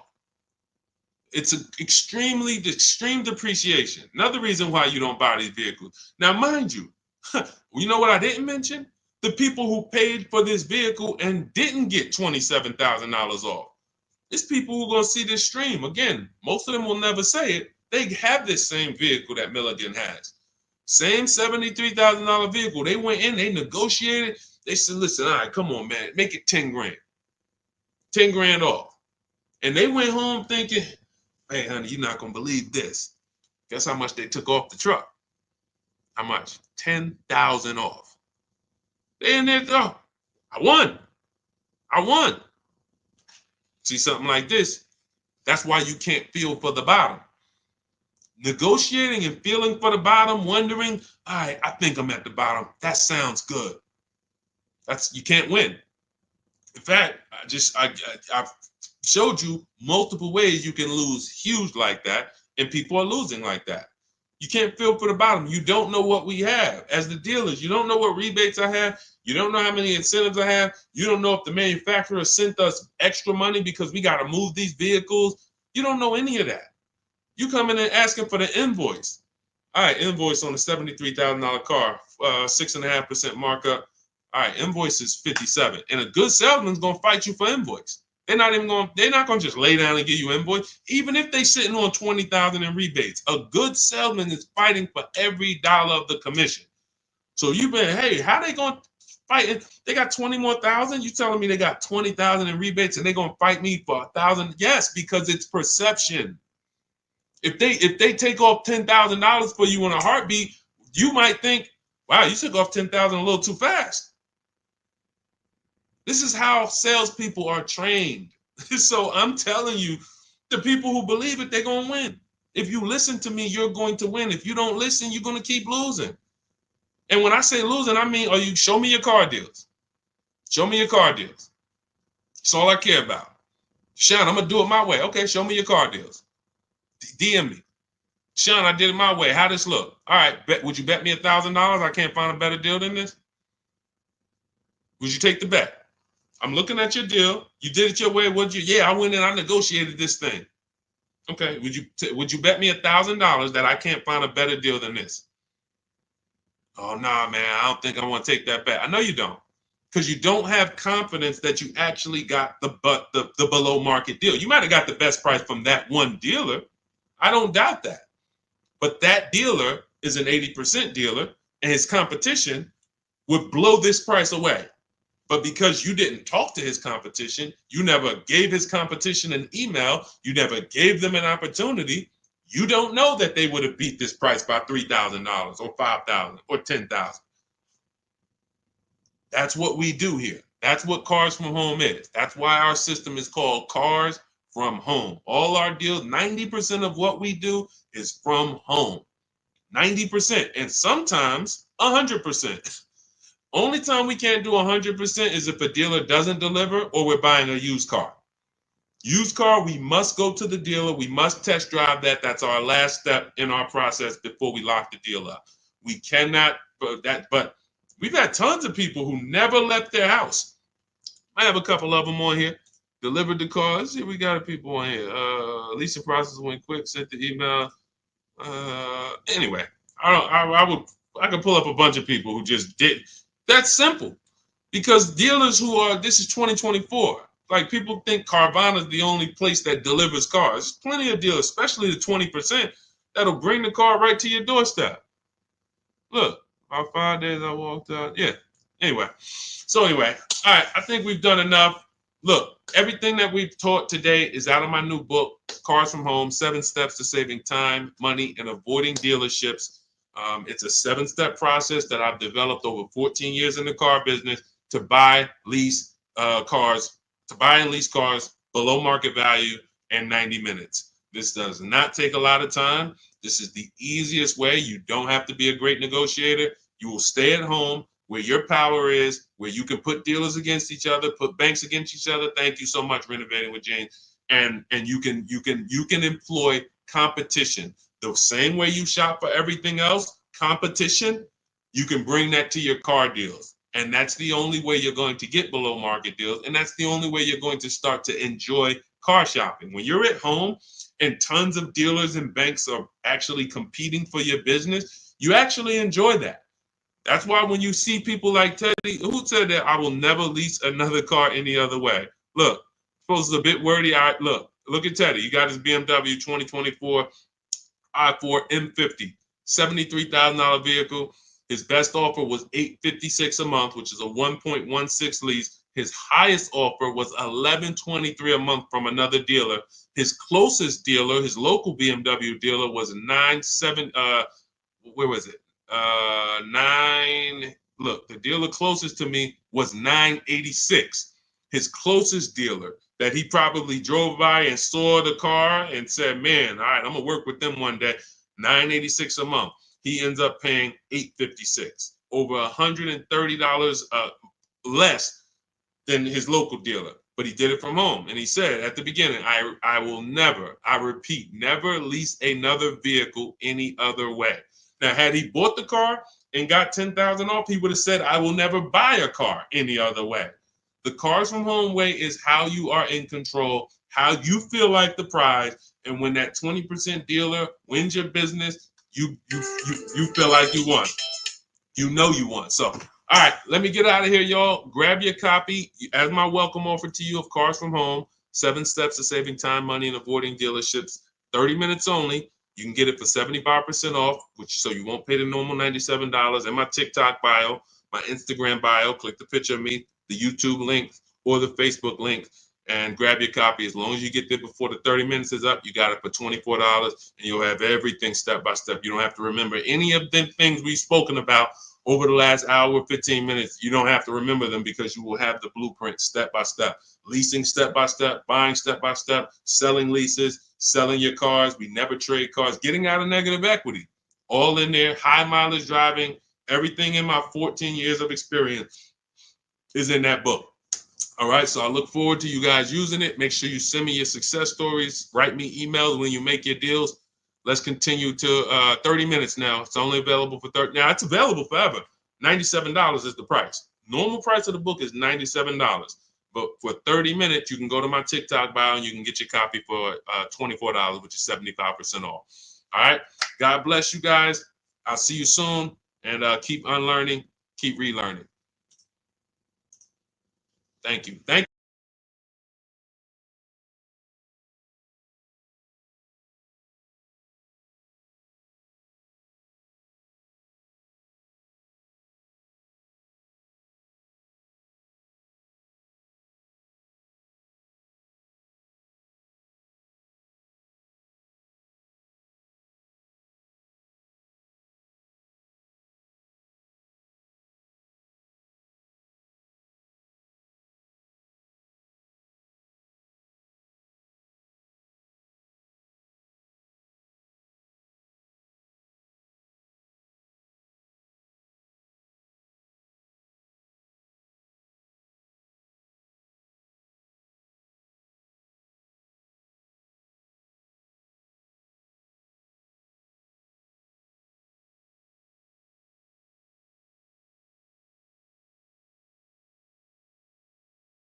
Cynthia Page, good to see you. But the first thing I want to do is warn everybody to tell your friends, sell their electric cars. Show them the video. Show them why. Because this guy just said to me, no, I really think electric cars are always going to have their place. What's going on? Good to see you, Isaac. I appreciate you. And could everyone share this broadcast if you're a sharer? I realize everyone's not a sharer, but to the sharers, could you share this broadcast? Shout out to you.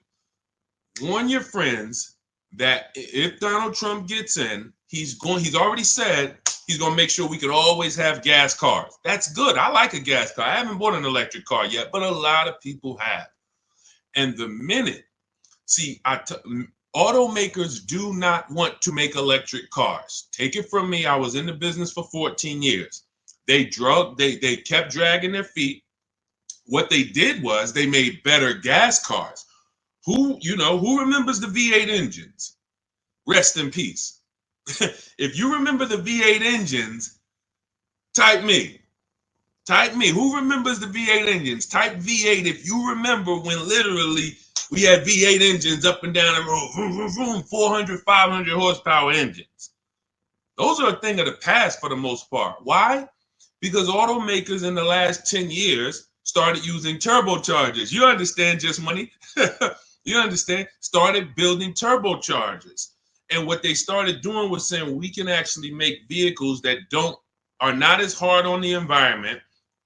They also will produce similar horsepower and more torque. And we don't have to worry about having these issues with emissions and things of that nature. So they were taking steps to be more economic, more fuel efficient, and better for the environment.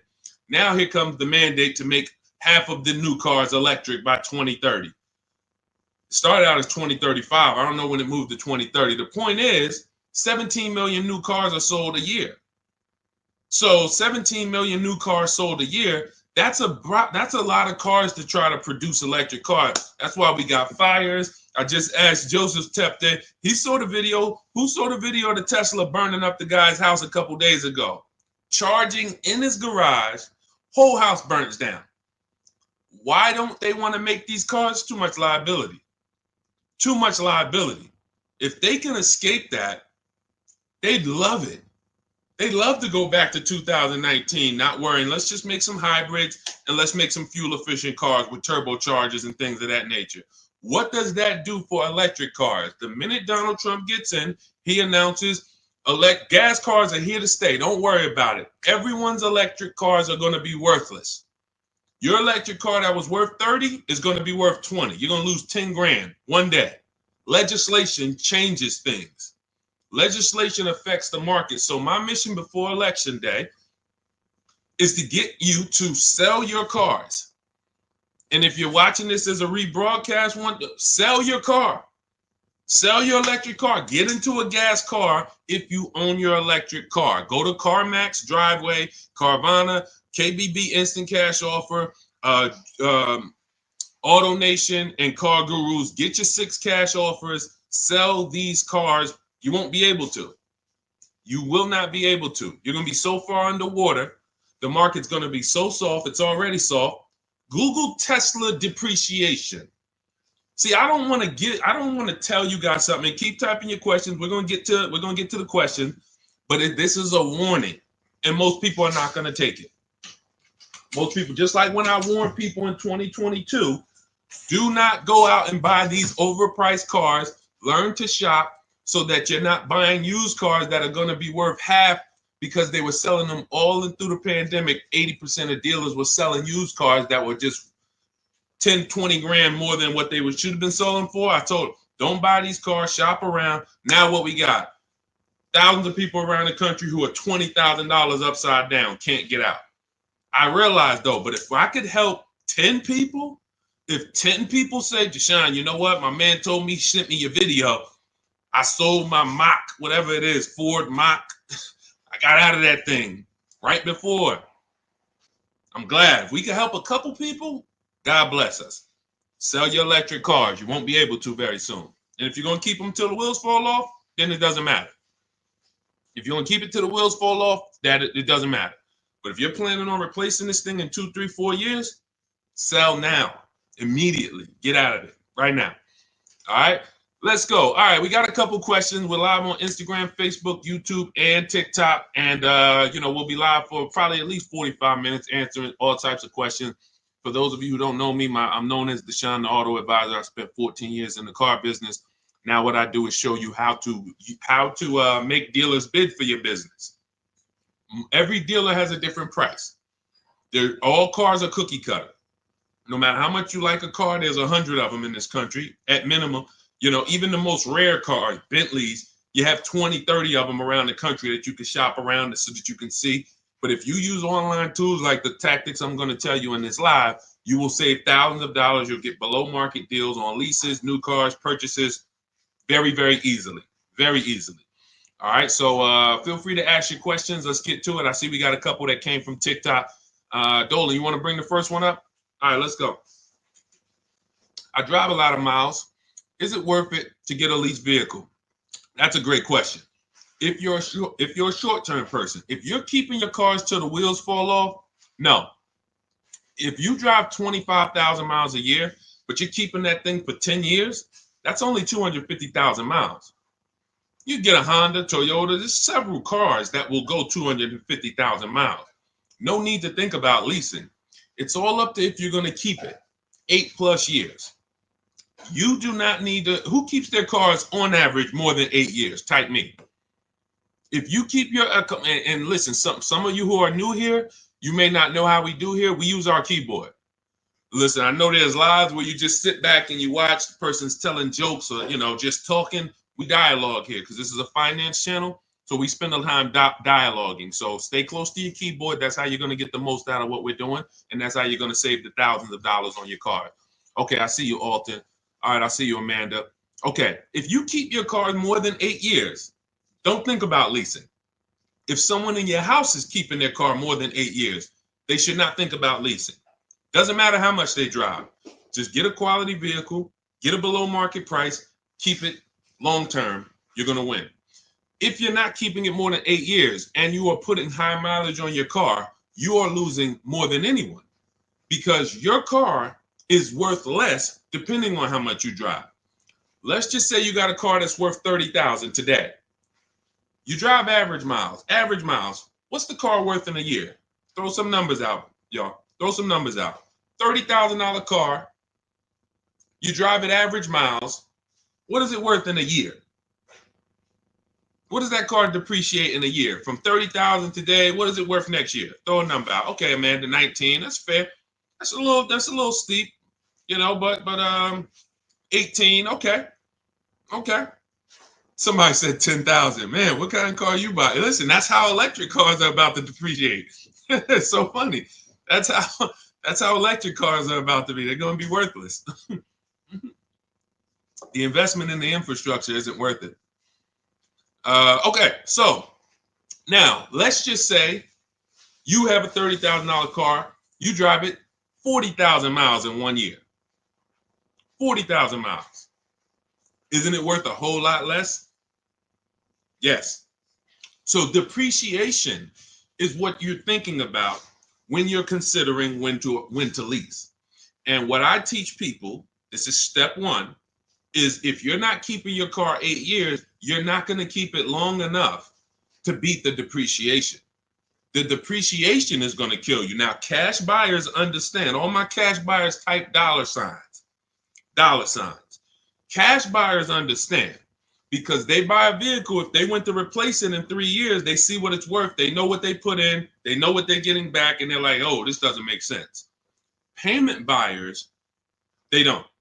Because all you really care about is payment. So they manipulate payments on you, stretch the loan out, 6-year loan, 7-year loan. You don't see how much you lost, and that's why you think you won. But in depreciation, cash buyers will always see how much their vehicle has depreciated. So how do we avoid it? Below market leases. In the short term, if you are not keeping your car long enough to let the depreciation cool off, then you should be shopping for a below market lease. Now, let me show you what a below market lease looks like because you may have never seen one. I'm sure you've seen lease commercials, 3,000 down, 4,000 down, plus tax, all of this. But this is what a below market lease looks like. You take, let me do an average vehicle. Let's take Raphael. This is a Jeep Grand Cherokee. Pretty popular vehicle, common vehicle. 45,000, let's call it a $46,000 vehicle. She got it for $549 a month. 1.19% of the MSRP, no money down. She gave him her first month's payment. She drove out of there. That's a below market lease. Let me show you another one. Look, India. She got a new Hyundai Sonata Elantra. 2024 Hyundai Elantra Limited. 36 months, $365 a month, no money down. That's a below market lease. So the key, there's 3 prices, whether you buy or lease. There's 3 prices you can pay. Market value, that's for negotiators. They're going to feel for the bottom. They're going to try to get to the bottom, but they won't ever know the bottom. So they're going to pay market value. Above market value is for people who just can't negotiate at all. You just kind of close your eyes and can't wait to get it over with. And then below market value. Now, how do we get below market leases and purchases? Competition. Very simple. Competition. Putting dealers against each other, buying cars like we buy TVs on Amazon, multiple offers, multiple options while we sit at home and let people bid and compete for us. That is below market shopping. Now, that's everything I teach in my new digital book. It's called Cars from Home, 7 Steps to Saving Time, Money, and Avoiding Dealerships. It's already 5-star rated. You can Google it. You can get a copy of it as part of my welcome offer for 75% off. It's normally $97, worth every penny. You can see all the reviews. But if you get to my TikTok bio, my Instagram bio, the YouTube comments or the Facebook comments before 30 minutes is up, you can get yours for $24. That's 75% off. So you go activate your link, click the link in those bios or in the comments, and you can get a copy for 75% off. And you'll have everything I teach in a step-by-step way to getting these deals. But for sure, to just sum up your question and keep typing your questions, everyone, we'll get to as many as we can. If you're not keeping your car 8 years, you should be shopping for a below market lease, no matter how much you drive. Only caveat is if you're doing Uber or something where you can't predict your miles, the more miles you drive, the more money you made. That's a different structure. But it's just if you're in a sales job or you're a realtor, no question about it. Leasing is for people not keeping cars 8 years, as long as you get a below market lease. Go ahead, Dolan. Next question. I see y'all running up the likes on TikTok. Shout out to everybody double tapping the screen. Let's go. Every time you hear something you like, if y'all keep double tapping the screen, y'all keep running those likes up. We appreciate you. And, shout out to the people who really support the movement, not the people who check into the broadcast, the people who support the movement, the sharers, the new followers, the people who tag their friends, the people who double tap the screen, the people who hit the like button. Shout out to y'all. We couldn't do this without you. We appreciate you. Banana phone, 10,000 down, 725 credit. What car should I get? It's a lot of them out there, man. Pick one that you like. And first things first, decide how are you already have the credit to buy or lease. I would really consider, see, that 10 grand down is how people, that car, if you don't buy a car right, which means you lease it, you buy it, but you should have leased, that 10,000 is going to be absorbed into that car. It's literally going to be sucked from your bank account into the car. You're not getting it back. You're not getting it back. So I'll give you an example. If we look at Zafrina got a $65,000 vehicle. No, that's Teddy. Let's use Teddy. $73,000 BMW he got. He put no money down. His payment's $856 a month. He used our system. We contact 25 dealers. Now you can do it your way. You want to call around, talk to managers, get offers. That's fine. I just recommend you get at least 5 offers. Because what we've seen, I've seen this, been in the industry 14 years. I've been helping people online for more than 3 years now, all around the country. 4 out of 5 dealers are overpriced. So once you get your offers, you need to get at least 5 for you to get the below market offer. But now he comes and he gets $856 a month, no money down. His highest offer was $1123 a month out of all the offers he got. He said he got 10 offers from home. That's why our system is called Cars from Home. We don't need to be in dealers to get below market deals. So if he had bought this vehicle, even if they gave him a big discount, instead of 73, let's say he got it for 63. Let's say he got 10,000 off. Let's round it up to 65, even though the taxes would be more than that. Let's round it up to 65. Every $5,000, I need my people who know this to get ready to type this. Every $5,000 that you borrow on a loan is about how much per month? Every $5,000 that you borrow on a loan, and I'm going to hop on Instagram because I want to see these comments. Thank you, Anthony Austin. Shout out to the people who tapped in. So check this out. If it's $100, it's $100 per month. So now, even if they got a new car, a big discount, $65,000, he's paying $1,300 a month. He's leasing it for $856 a month. So you can't make that make sense. There's a saying, it's taken off the last couple of years that math is not mathing. If I'm driving the same BMW as you and I'm paying $856, you're paying $1,300, you lost. Can we agree? Agree? Can we type agreed? If 2 people are driving the exact same car out the dealership, one's paying $856, no money down. One's paying $1,300, no money down. Can we agree to $1,300 loss? Can we agree? Agree, right? Okay, so this is deal structure. This is deal structure. Now, mind you, think of the scenario I just used. $73,000 vehicle. He got $10,000 off of it. That would be a good discount. I think anybody would feel good if that was the below market offer on a BMW, 10 grand off. I think anyone would feel good, man. I saved 10 grand off this thing, but you still lost. You're paying $1,300 a month for 5 years.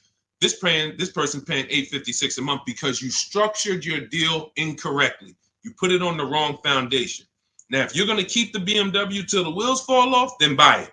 Pay the $1,300, pay the thing off, and then you got a BMW that's paid off. You can keep it for 8, 9, 10 years. If that's the strategy, forget about leasing. But if you're not keeping it 8 years, you lost. So the biggest thing, Banana Phone, before you think about, oh, let me go get a car, I got great credit and I got 10 grand down, you're going to walk into a dealer, they're going to see you just like blood and sharks looking at blood coming to the ocean. Hey, look at this guy. And you got 10 grand? I want to get all of it. I'm going to get everything out of your bank account I can in the shortest amount of time I can. So instead of you doing that, you slow down. Decide, am I keeping this next car 8 years? If not, I should be shopping for a below market lease on whatever I want. And take the time to go look at cars. Take the time to go look at cars. Go test drive cars. You're about to go spend, you're about to make a 5-figure decision. Don't make that decision in a rush. Who'll go into the mall and let them rush them? I wish I would go into the mall to spend $30,000 and they rushing me. Hey, we close in a couple, come on now. So, that's why we're different. You go and test drive these cars. The only thing you want to do on our test drive process is test drive and leave. Get the card. Thanks a lot. Leave. Thank you. Leave. We never talk numbers in the dealership. So if you want a step-by-step process of how we do this, you can grab my new digital book, 75% off. It's called Cars from Home, 7 Steps to Saving Time, Money, and Avoiding Dealerships. Everything in there about below market leases, below market purchases, below market used cars is in there in a step-by-step way. But the first thing you want to do is ask yourself, how many years am I keeping this next car? If it's not 8, you should be shopping for below market leases, or somebody's going to get all that 10 grand out of your bank account. It's going to go into theirs. Go ahead, Dolan. Next question. Keep typing, y'all. We'll get to as many as we can. Shout out to the people on Instagram. Shout out to the people on every platform that's tapped in. Shout out to the sharers. Thank you to everybody who shares the broadcast with somebody. We cannot do this without you, and we appreciate you. Let's go. When should I tell them about the GM Family First discount? As soon as you're getting your offers. As soon as you're getting your offers. Now, let me tell you something about the people who have GM Family, X-Plan Ford, Mercedes Fleet, any special pricing where you think it's going to eliminate you needing to shop around. You're going to leave big money on the table because 4 out of 5 dealers are going to lie. That's just what we know. Not just because I'm not saying that because I was in the business. I'm saying that because I have people all around the country who we shop together. So we have real-time data to show 4 out of 5 dealers on average is going to lie. They're not going to give you the GM price. If they give you the GM price, they're not going to give you any rebates they may have because they'll love for you to come in. That's why when you come in and say, hey, get me to the invoice price, we got a deal. Love it. You didn't know I got $3,000 in rebates. Just get them the invoice price, show them the invoice, write it up, deliver the car. Love it. So what you need to do is you need to shop around, get multiple offers, tell everyone who you're getting an offer from, you're a GM supplier or GM family, and then look at the offers while they're in front of you, while you're at home. Because you cannot depend on someone to say, here's the GM price. What other offers? What if there's $5,000 rebates? What if there's $1,000? They're not, if you didn't ask for that, they're not going to volunteer it. So when you're at home, you sit down, we contact 25 dealers. In my book, I have a system where I teach you how to go online, contact 25 dealers in 20 minutes using my email scripts, and you're going to get 5 offers in about 48 hours. It's constant. It's a system. It's the McDonald's system of car buying. Now, if you want to do it your way, you call around. What I'm telling you is get 5 offers because that's the only way you're going to prove to yourself that dealers are overpriced and you need to get 5 offers. See, like we said about Teddy's deal, his best offer on his BMW is $856. His worst offer is $1,100 plus. That was a dealership consciously wrote, hey, Teddy, that's our best offer, man. $1,100 plus a month, which means they ain't worried about selling that car to Teddy. Somebody else walks into the dealership and wants that BMW, they're going to sell it to them for $1,100. They'd rather not sell it to Teddy because they know someone's going to pay us $1,100 for this BMW. Unfortunately, some person who doesn't know what they're doing, they'll call them a sucker. Some sucker's going to come in here and pay this. This is our price.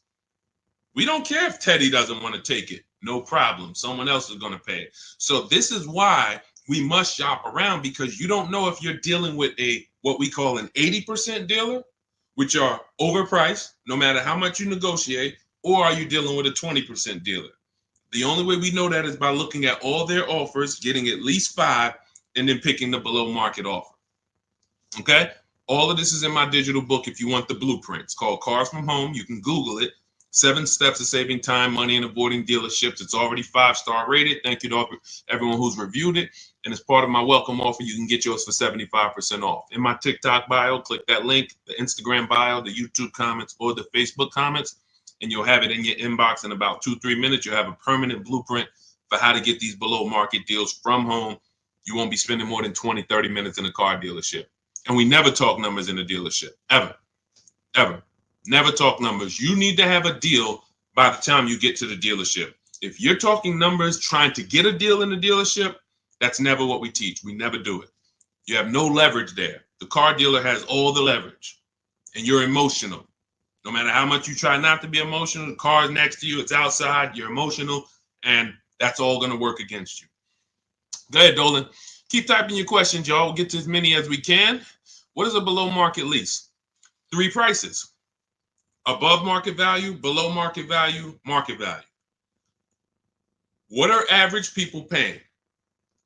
That's not a deal. If you walked into anything, anywhere, and you paid what most people pay or the average price paid, it's not a deal. It's average. Now, if somehow you don't know what you're doing and you're able to get hit with an offer that is above market value, whether it be, they're charging fake fees, or whether it be they're charging a market premium, or whether it be most people get a $5,000 discount, you got no discount, you paid above market value. But below market value is you see all the prices, you see the above market prices, you see the market value prices, you see the below market value prices, and then you pick the below market value. On a used car, there's a range. If I'm looking for a 2019 Honda Accord, there's a $5,000 to $7,000 range people are paying for this vehicle. Same car, similar miles. There's a $5,000 to $7,000 difference. And what we do with used cars is we actually get the brand new price, and that's what really helps us to get the below market value. I was shopping for a used Infiniti. I bought an Infiniti truck almost 2 years ago. 4 white ones I was looking at. They were all about 30 to 32,000. All 4 of them looked similar miles. But I pulled the new vehicle. I found out what each one of them was brand new. That made all the difference. That's in our process. Once I found out what they were brand new, I found out one was 46, one was 48, one was 52, and the one I ended up getting was 54,500 special edition. Cameras all around, all types of stuff in it that the other ones didn't have, but they were asking a similar price, below market. So for that, there's steps to get below market pricing. Below market doesn't happen because you want it to happen. Below market value leases, purchases, they're reserved for people with strategy and people who employ competition. You don't get below market deals by negotiating for them. It's competition. Looking at all the competition, you make your decision. You're probably getting below market deals on your TVs you buy, because you're going to go to Amazon, Walmart, Best Buy. You're not going to, but don't you see, whenever we buy these TVs online, don't we see higher priced TVs? Right? Right? Who's bought a TV in the last couple years? Say last 5-7 years, since Amazon has been it's been bigger longer than that, but who's bought a TV? A lot of people, right? Like, okay, we got a lot of people who bought a TV. When you got your price, didn't you see other TVs that were $200, $300, $400, $500 more? Someone's buying them. Someone's buying them. You go into Walmart, you see TVs that are lined up that are a whole lot more. Man, these TVs overpriced. Someone's buying them. So that, especially with cars though. And that's why you have to prove to yourself what below market deals is by shopping the market. And, we feel we have the best system to do that because we've helped more people do it than anyone.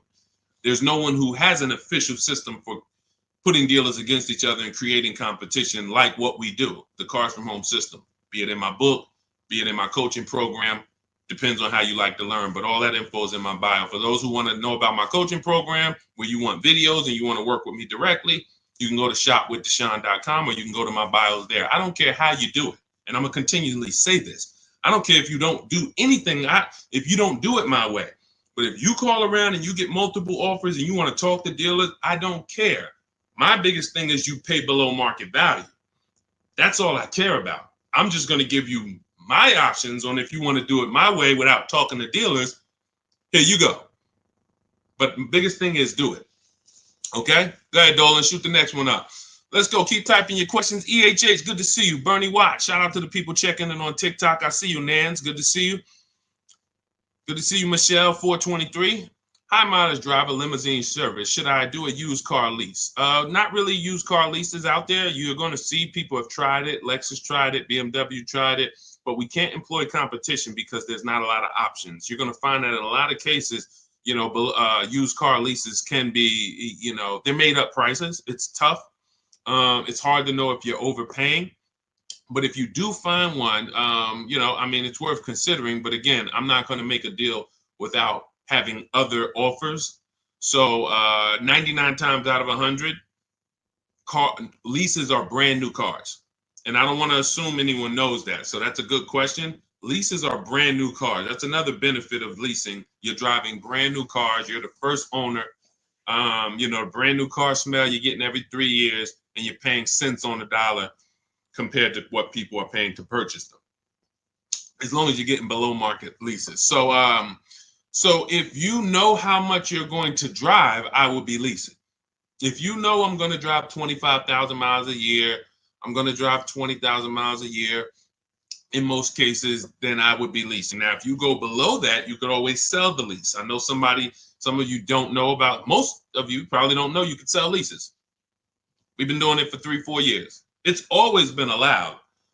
But, during the pandemic, I saw the opportunity for us to make thousands of dollars selling our leases.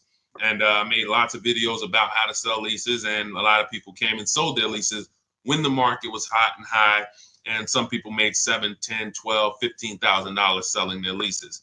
So although values are not that high, we still do a check before we return our lease. So if you're under miles, or for those of you who you only drive 5,000 miles a year, the minimum lease might be 10. You're just going to sell that lease at the end and make money on it. So, this is all in my book. That's step 2. We call that the equity assessment. We never return a lease without doing an equity assessment to find out if the market value we could sell it for is actually higher than the payoff amount. So, but yeah, what I would do is I would spend the time considering, can I plan my mileage? Can I predict it? Now, let's say you can't. Let's say you're like, Deshaun, you know what? Some years I'm going to do 20,000 miles. Some year I'll do 40. Then I wouldn't tell you to lease. I would tell you to make sure that your loan, I want you to forecast. See, with a depreciating asset, what the people who learn from me, you're learning to forecast.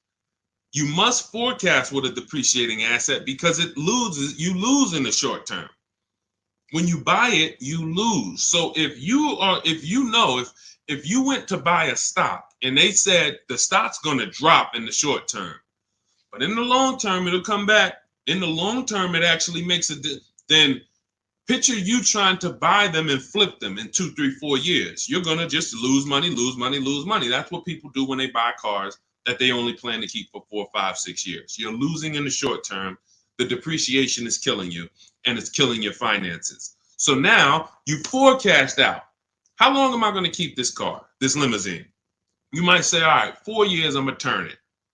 Your loan shouldn't be more than that.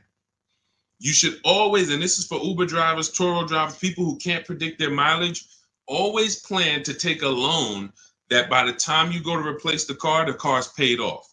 Because what a lot of you are doing is you're taking regular loans, like average people like us, 5-year, 6-year loans. But you're not an average person. You're running a business. When you take a 6-year loan as an Uber driver and you look up in 3 years and you have 120,000 miles on your car, now you're like, okay, I think I want to replace this next year. I'm going to get me a new one. Now you're going to have 150,000 miles. Problem is your loan is still $10, $12, $15,000 that you're going to owe. So you pushed your losses to the back. You looked at the monthly payment. If you'd have just took a 2-year shorter loan, 4-year loan instead, yeah, but the payment's going to be $700 instead of $500. Okay, $200 more a month, but 4 years, you have no negative equity. Not only do you not have negative equity, you got an asset that you could probably sell for $5,000, $6,000.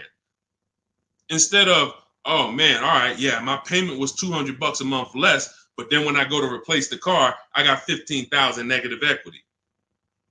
So you're jumping over dollars to keep the pennies. That's what you're doing. So your loan should match the time where you're going to replace your inventory. Okay? Good rule of thumb. Go ahead, Dolan. Next question. Carla, thank you for sharing. I see you. Shout out to the sharers. Shout out to everybody running the likes up on TikTok. Appreciate y'all. It's just good. I just want to show my appreciation to the people who help move this broadcast forward and help us spread this message.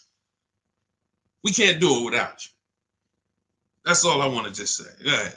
Matthew Williams, when buying a vehicle, is your credit score taking a hit? And how often are they checking your credit? So we teach something called the bank bidding war. In my book, when you get my book, you get the bank bidding war blueprint because I haven't added it to my book yet. I see you, Pool73 on Instagram. We got you. Make sure you pull Pool's question in. Dolan, shout out to the people on Instagram. When buying a vehicle, is your credit score taking a hit, and how often are they checking your credit? We use something called the bank bidding war. The credit bureaus allow you to actually have multiple banks and credit unions access your credit with a hard pull within a small window of time.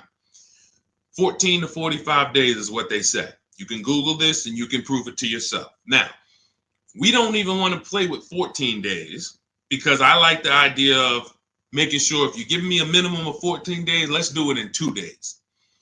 Now, they're going to allow you to have multiple people access your credit because they consider that rate shopping. If you're going to get a loan, rate shopping is, I'm going to give Bank of America a chance, credit unions a chance, I'm going to give the dealers, banks a chance, but it has to be within a small period of time. And you cannot go from this dealer, here, run my credit, and then go to this dealer, run my credit. That's not rate shopping. That's car shopping. This dealer here is running your credit, that dealer's running your credit, you're going to get banged out. So what we do is we don't let anyone run our credit until after we've already found the car. See, because the banks don't want you shopping.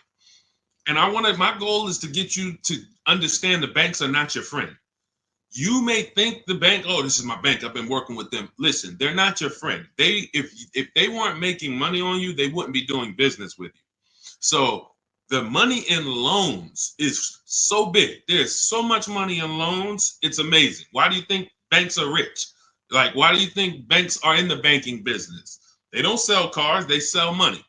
So what you want to do is realize that if banks don't want me to shop around, what are they going to start doing to keep me from shopping around? Well, they're going to give me a hard credit pull to get a pre-approval. Who's seen that? Hard credit pull to get a pre-approval. Stay by your keyboard, y'all. Remember, new people, we dialogue here. This is what we do. So you got to stay by your keyboard if you want to get the most out of what we do here. Hard credit pull, pre-approval, it's trash. Because now they've actually pulled your credit with a hard pull. The minute they pull your credit, they start the window of the rate shopping window is open. So that means you only have a certain period of time to have anyone else access your credit before that window closes. And those hard, that, if your credit score is going to drop 10 points for that hard credit pull or 8 points, whatever it is, If you do it again outside of that window, it's going to drop again. So we don't ever do hard credit pulls for pre-approvals. We always need to get a pre-approval with a soft credit pull if it's available. If not, then we use a tool. In my book, I have a calculator I created. It's called the Perfect Budget Calculator. By the way, in that book, I have 5 calculators I created. You can't find them on Google. That alone is worth the price of the book. Different calculators. We counter dealerships with. We buy used cars. You get to a part and you're like, wow, I've never seen a calculator like this. Yeah, because we invented it.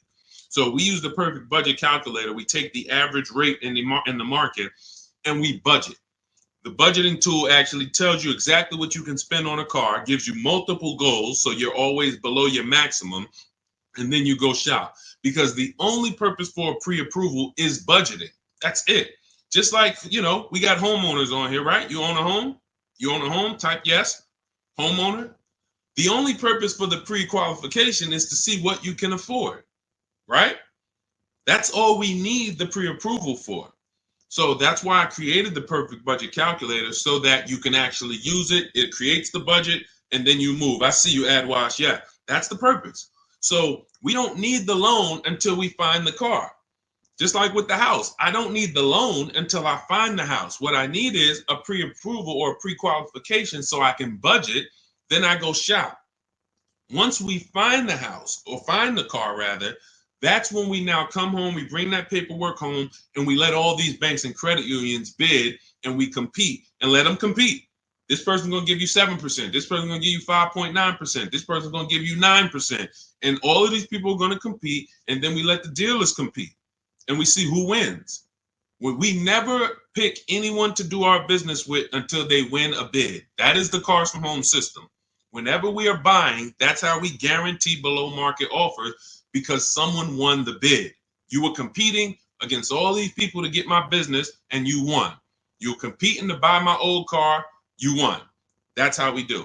So that's the bank bidding war. You find your car, then you come home, call your bank, your credit union, online dealers, online bank, you let them compete. So when you get my book, you get the bank bidding war blueprint. If you want me to spell this out step by step for you, where those of you who are financing, you'll have 3 rounds of the bank bidding war blueprint. The bank bidding war to make banks compete at various stages, because there's a lot of money and interest. So this is all in my new digital book, Cars from Home, 7 Steps to Saving Time, Money, and Avoiding Dealerships. It's normally $97, but you can get yours for 75% off as part of my welcome offer for 30 minutes only. Go to my TikTok bio, Instagram bio, YouTube comments, or Facebook comments, click those links. Activate your 75% off. The book is digital, so it'll be in your inbox by the time we end this stream, and you'll have everything I teach step by step. You can use it for, over and over and over again. 2, 3, 4, 5 cars. You'll still be saving money from the same $24 book if you get there before the 30 minutes is up. All right. And make sure you screenshot the thank you page, because some of you type your email wrong. You might be, yo, man, I'm trying to hurry up and get this deal. You don't realize you typed your email wrong, and I can't email a book to the wrong email. So screenshot that page so you'll have my support team's email, just in case that book isn't there in 5-10 minutes. Just email my team. Go ahead, Dolan. Next question. Oh, no, pull my man Pulling from Instagram. Did you see him? We got Ingrid too. It's a lot of people on Instagram, so we try to get to questions from every platform. Do you ever advise buying the lease at the end because you went way over miles originally allowed? Great question. No, I'm gonna tell you why. The moment you lease your vehicle, your contract says what you should bring the vehicle back with in terms of miles. Let's say average is 36,000 miles, 12,000 per year. They have a buyout price based on that, a residual value based on that. So that means at 36,000 miles, they already know this is what we plan to sell the vehicle for on the market when he brings it back. Let's just call it 18,000. Now, 18,000 is based on 36,000 miles. It may not be a good price. That's why before we actually buy our lease, we always do a market comparison.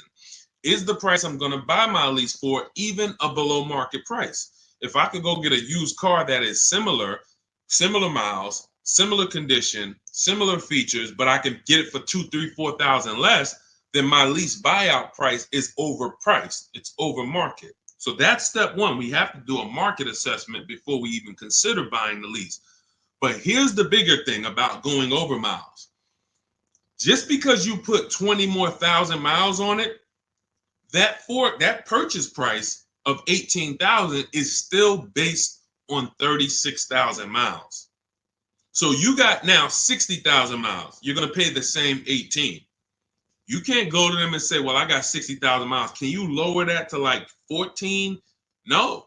So you're taking what in most cases is an already overpriced offer, and you actually are buying it on a worse offer because the mileage you're on, if you looked at, again, taking it back to the market comparison that I explained 2 minutes ago, if you looked at what are vehicles like this with the mileage I have selling for, I put 60,000 miles on it. You look around and you're like, whoa, those things are selling for 5,000 less than my buyout. That means the moment you buy that car at the buyout price that's on that contract, you literally lost $5,000 right there because you overpaid for it. So the solution is take the penalty. It was your fault. Now, what do I mean it was your fault? You choose your lease mileage. It's not selected for you. If you need 12, you choose 12. If you need 15,000 miles a year, you need 15,000. You take somebody like Jen. Jen's up on the screen right now. She got her Honda CR-V hybrid. $512 a month. She got a below market lease on this. This is one of the most popular hybrid vehicles in the market. $512 a month, no money down. She adjusted it from 12,000 miles a year to 18,000 miles a year. So she's paying $563 a month, $50 more, but she gets to drive as much as she needs to. She's driving 18,000 miles a year for $50 more per month. So a lot of people who you'll hear talk about their lease experience and tell you don't lease, they took the 512. They would look at the lower payment, never adjust it to what they need, and then they end up telling you don't lease because I got a bill for the mileage. No, you got a bill for the mileage because you signed a contract. You said in that contract, I'm going to use this. You had the option at the time of signing the contract to choose more mileage, but you didn't. And then you went over the mileage you drove. So therefore you paid for that. So I would always take the penalty. You can actually do a deal where you actually shop for a car, and the best offer you find, you can actually have them cut a check to the old company. So let's just say I had a $3,000 bill coming, a $3,000 mileage penalty bill coming. I find a car like, let's say I'm shopping like Zafrina. Let's take Ansley. Ansley right here. He got a $58,000 lease on a 2024 QX60. $554 a month. So that's what we call an under 1% lease. You're driving a almost $60,000 vehicle. You're paying $554 a month, no money down. So let's say I got a $3,000 mileage bill. If I'm Ansley, I'm gonna shop, get my best offer, and then I'm gonna say, hey guys, I need you to cut a $3,000 check to my old leasing company, because I don't want to pay that mileage. Now, what's going to happen is my payment is going to go up because they need to build that into the sales price, but I don't need to come out of pocket with it. I don't need to come out of pocket with it. Now, if you could come out of pocket with it and write it, some of you could actually do a payment plan if you want to do that. That's fine too.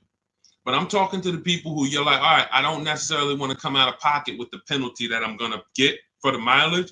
So therefore, let me actually go and make a deal. So you could do a payment plan for the penalty, or you could just have the dealer you're going to buy from cut a check to the old company, to the old bank on your behalf. They'll build that into the sales price, but you shop for your best deal first. Before you do any of this, you always shop for your best deal, identify the 20% dealer, and then work with that dealer on structuring, hey, how much would it cost me to just have you? How much would it raise my payment for you to cut the check to them?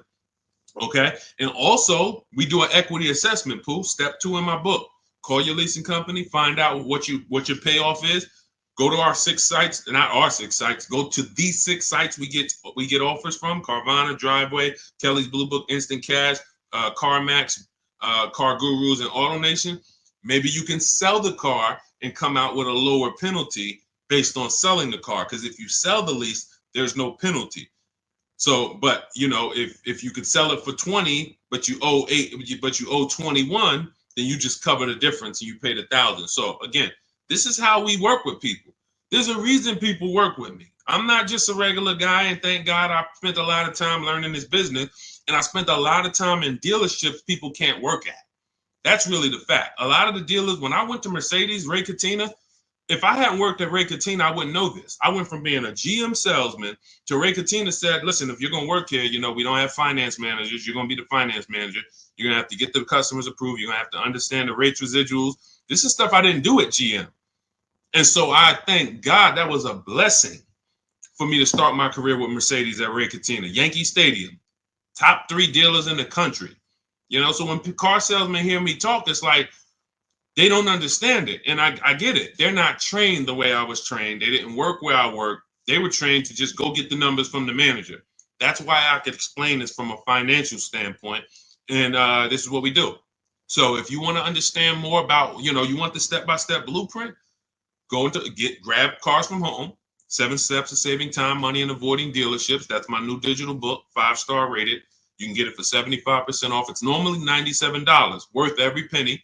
But as my welcome offer to you, you can get it for $24, 75% off if you get to my TikTok bio, Instagram bio, YouTube comments, or Facebook comments before 30 minutes is up. Once 30 minutes is up, price goes back to $97. Welcome offer is gone, and it's still worth it. If I miss the welcome offer, I'd still be grabbing it because, again, the $24, the $97, the thousands you're going to save on this, the first car, avoiding mistakes and getting below market deals, you'll 10x. Minimum, you'll 10x what you invest in the book. Minimum. It's not even a question. All right. And let's go, Dolan. Keep it going. Great questions today. I'm really liking this. If you're getting value out of the stream, y'all type some dollar signs. You're getting value out of what we're doing. What's up, Leo? What's up, Rick? Shout out to the people tapping in on TikTok. Shout out to the people running the likes up. Y'all keep running the likes up. Every time y'all run the likes up, y'all let TikTok know that we're talking business over here and that they need to get more people over here. So every time you tap the screen, some of you like, how do we run the likes up, Deshaun? Just double tap the screen. Just double tap the screen. Yeah, shout out to everybody who is supporting the broadcast. Let's go. Go ahead. All right, and you know what? And I usually look, and here's the thing. I'm going to tell y'all this, and I just thought of this. I'm going to give and prioritize answering questions from the platforms that are the most engaged. Because I see we got people on every platform, YouTube, Facebook, Instagram, TikTok. People not engaged and they not, look, I see a lot of people on Instagram commenting, liking, sharing. I see a lot of people here. Dolan, when we see the question, when we see people engaged, because people be sitting back on the, you know, playing video games and got us on the same time.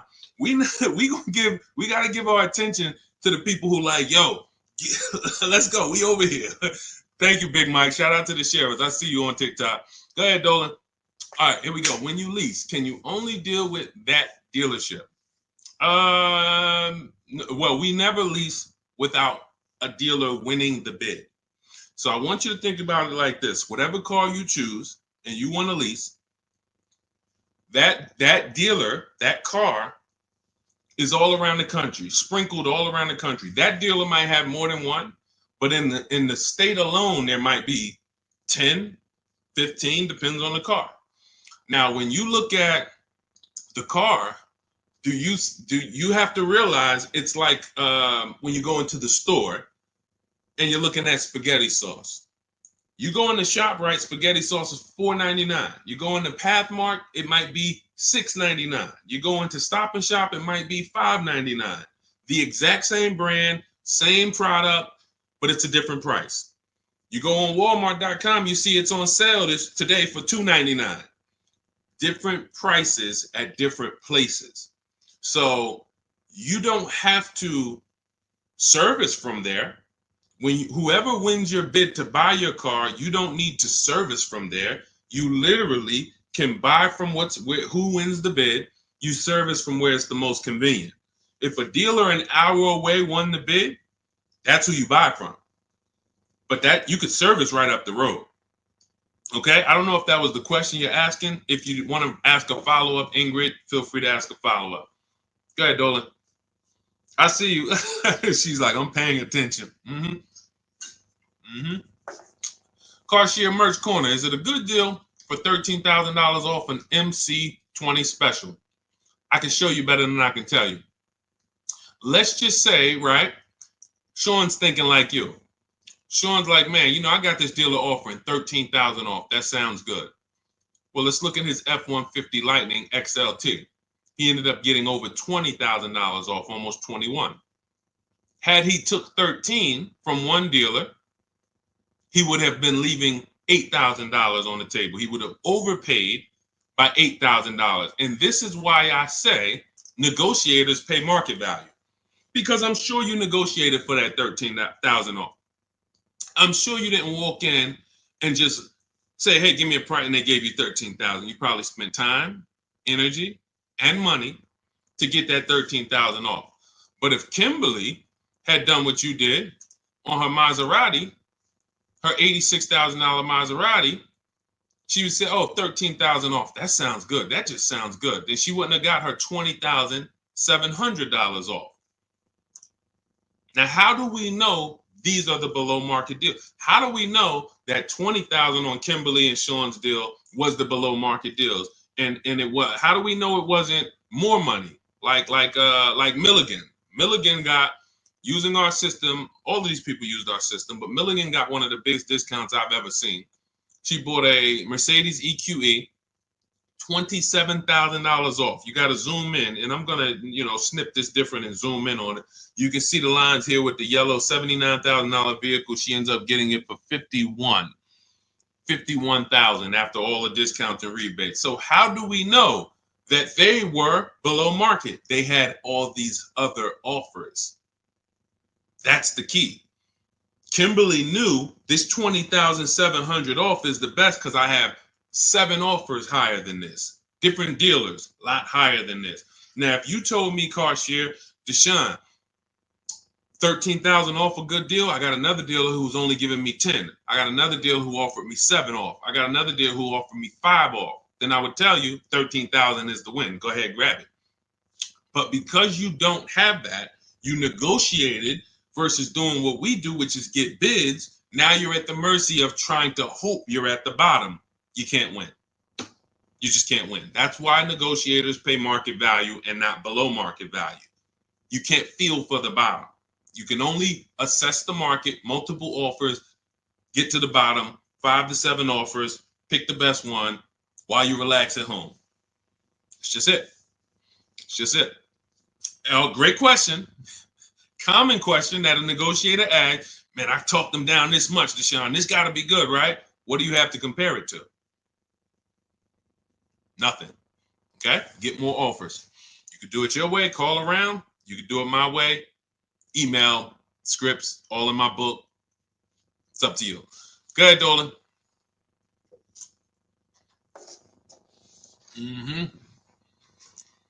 When over on mileage, does it make more sense to sell to a place like CarMax? I'm already over, so at this point, it's pay $7,000 or sell to someone else and have a $2,000 difference. My first lease, hard lesson. Great. See, I want to read this question again because see, I'm proud of you for even asking this question and coming at this the way you're coming at it, because that's what you do. When over on mileage, doesn't it make sense to sell to a place like CarMax? I'm already over miles at this point. It's pay $7,000. So if I return the lease now, I got a 7,000 mileage bill coming to me, or sell to someone else and pay the difference. In my book, I teach you how, when you have these types of penalties, or in this case, or in other people's cases, negative equity, you want to sell and pay the difference, because that's going to lead to the lowest amount coming out of pocket. So yeah, if you drop off your lease and they bill you $7,000, but you could have just sold it to CarMax and paid the $2,000 difference, way better way to go. And then, next time, let me get the mileage I need so that I don't have to deal with this again. But for getting out of it, 100%. All day long, I would sell to the highest bidder. That's going to give us the lowest amount of penalty, and then pay the difference and then do a fresh deal. That's it. Way to go. Way to go. That's called See, it's times where I was in Mercedes, right? And I had to sit down with a client and tell him, there's no way for you to escape the bullet. You're going to bite a bullet because the damage is done. The decision was made. Now what we're doing is trying to see what option allows us to have the least out of pocket, the lowest, the smallest bullet to bite. We got to bite a bullet. But $7,000 coming as a bill, that's a big bullet. $7,000 bill that you owe, big bullet. $2,000 to CarMax coming out your bank account, $2,000, small bullet. So the key with these situations is seeing what's the smallest bullet and knowing all the options so that you don't just say, well, I'm over. See, because watch this. Some people would buy that car. And what they would do is they would buy that car, pay, I mentioned this probably about 10 minutes ago, pay the normal buyout price, but except they over miles by, probably 40,000 miles.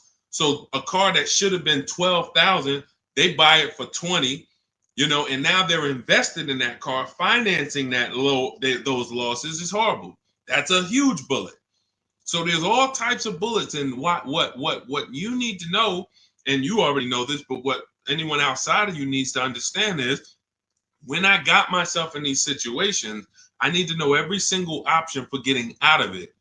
Because if I could have paid $2,000, but I paid $7,000, or I paid $8,000 and financed it, that's just ignorance. That doesn't mean I'm stupid. There's a difference between being stupid and ignorant. Ignorant means I just didn't know. I was not aware, and it cost me. Now, Dave Ramsey calls it a stupid tax. I don't call it stupid. I call it you just didn't know. That's ignorance. That's why I make it my business to tell you all the options. In my book, I lay out all the options. And if you choose the wrong one or do the wrong thing, having all the information, now that's no longer ignorance. So great question. Great question. Go ahead, Dolan. Keep typing your questions. I see you, Shake Wash. Thank you. And it's Mercedes to my husband. Yep. I just said, you do private consultation. Shake Wash. We don't do private consultations. We have two things we do now. We have a do-it-yourself program. That's my book. This is great for do-it-yourself people who, Deshaun, give me the blueprint. Give me all the steps. I will follow them to get the result. We have a done with you program where we work with people directly. And it's a different learning style. So instead of the books, we have videos and we have, I'm supporting people. That's a different learning style. You want to find out about that, you can go to my TikTok bio, Instagram bio, or Dolan will post a link, Shop with Deshaun, in the comments on YouTube and Facebook. So it's all up to you. In the future, we're working on it right now. We tested it twice. We will launch a done for you program. That's coming. And the way we do it, we shop the entire market. We report the market to you, and then we choose the below market deal. Same thing I'm teaching you to do. So it's all up to, again, who the person is. But our mission was to be the most valuable company to the car buyer. So what we do is we take any style, and our mission is to put solutions out there so that anyone can get to, what they need to get to. So no one has an excuse. If Cars From Home is offering every single way, from an inexpensive way, do it yourself, to a little more of an investment, but it's supported because I don't care, because I know I'm going to save money, and the people around me know working with me, you're saving money.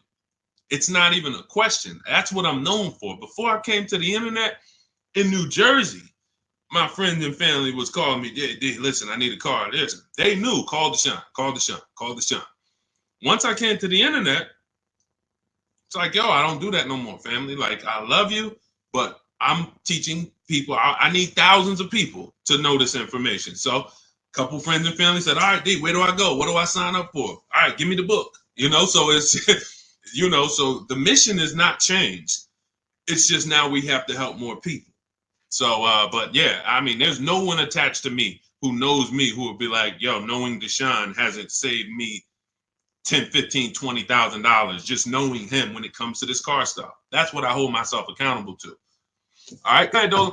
Jason Simmons, should I pay for taxes up front on my lease or have it wrapped into the lease payment? I would always shop for a lease with no money down. We shop with only, this is the structure we use when we shop. First month's payment only, out of pocket.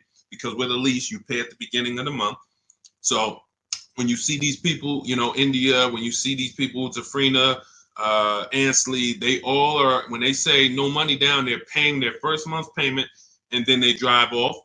If we can get a deal, between 1%, and a lot of these deals are under 1%. Some of ththese people got 0.88%. Zafrina on her Jeep, she got a 0.88% lease, $65,000 vehicle.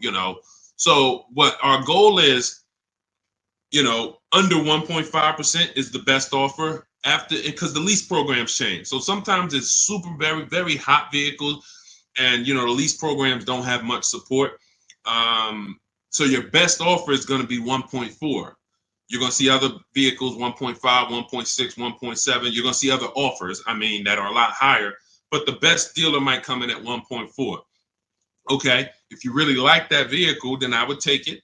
There's a lot of other vehicles that offer more value to lease, because as you can see, if there's, Charles got a Palisade, very, very hot vehicle.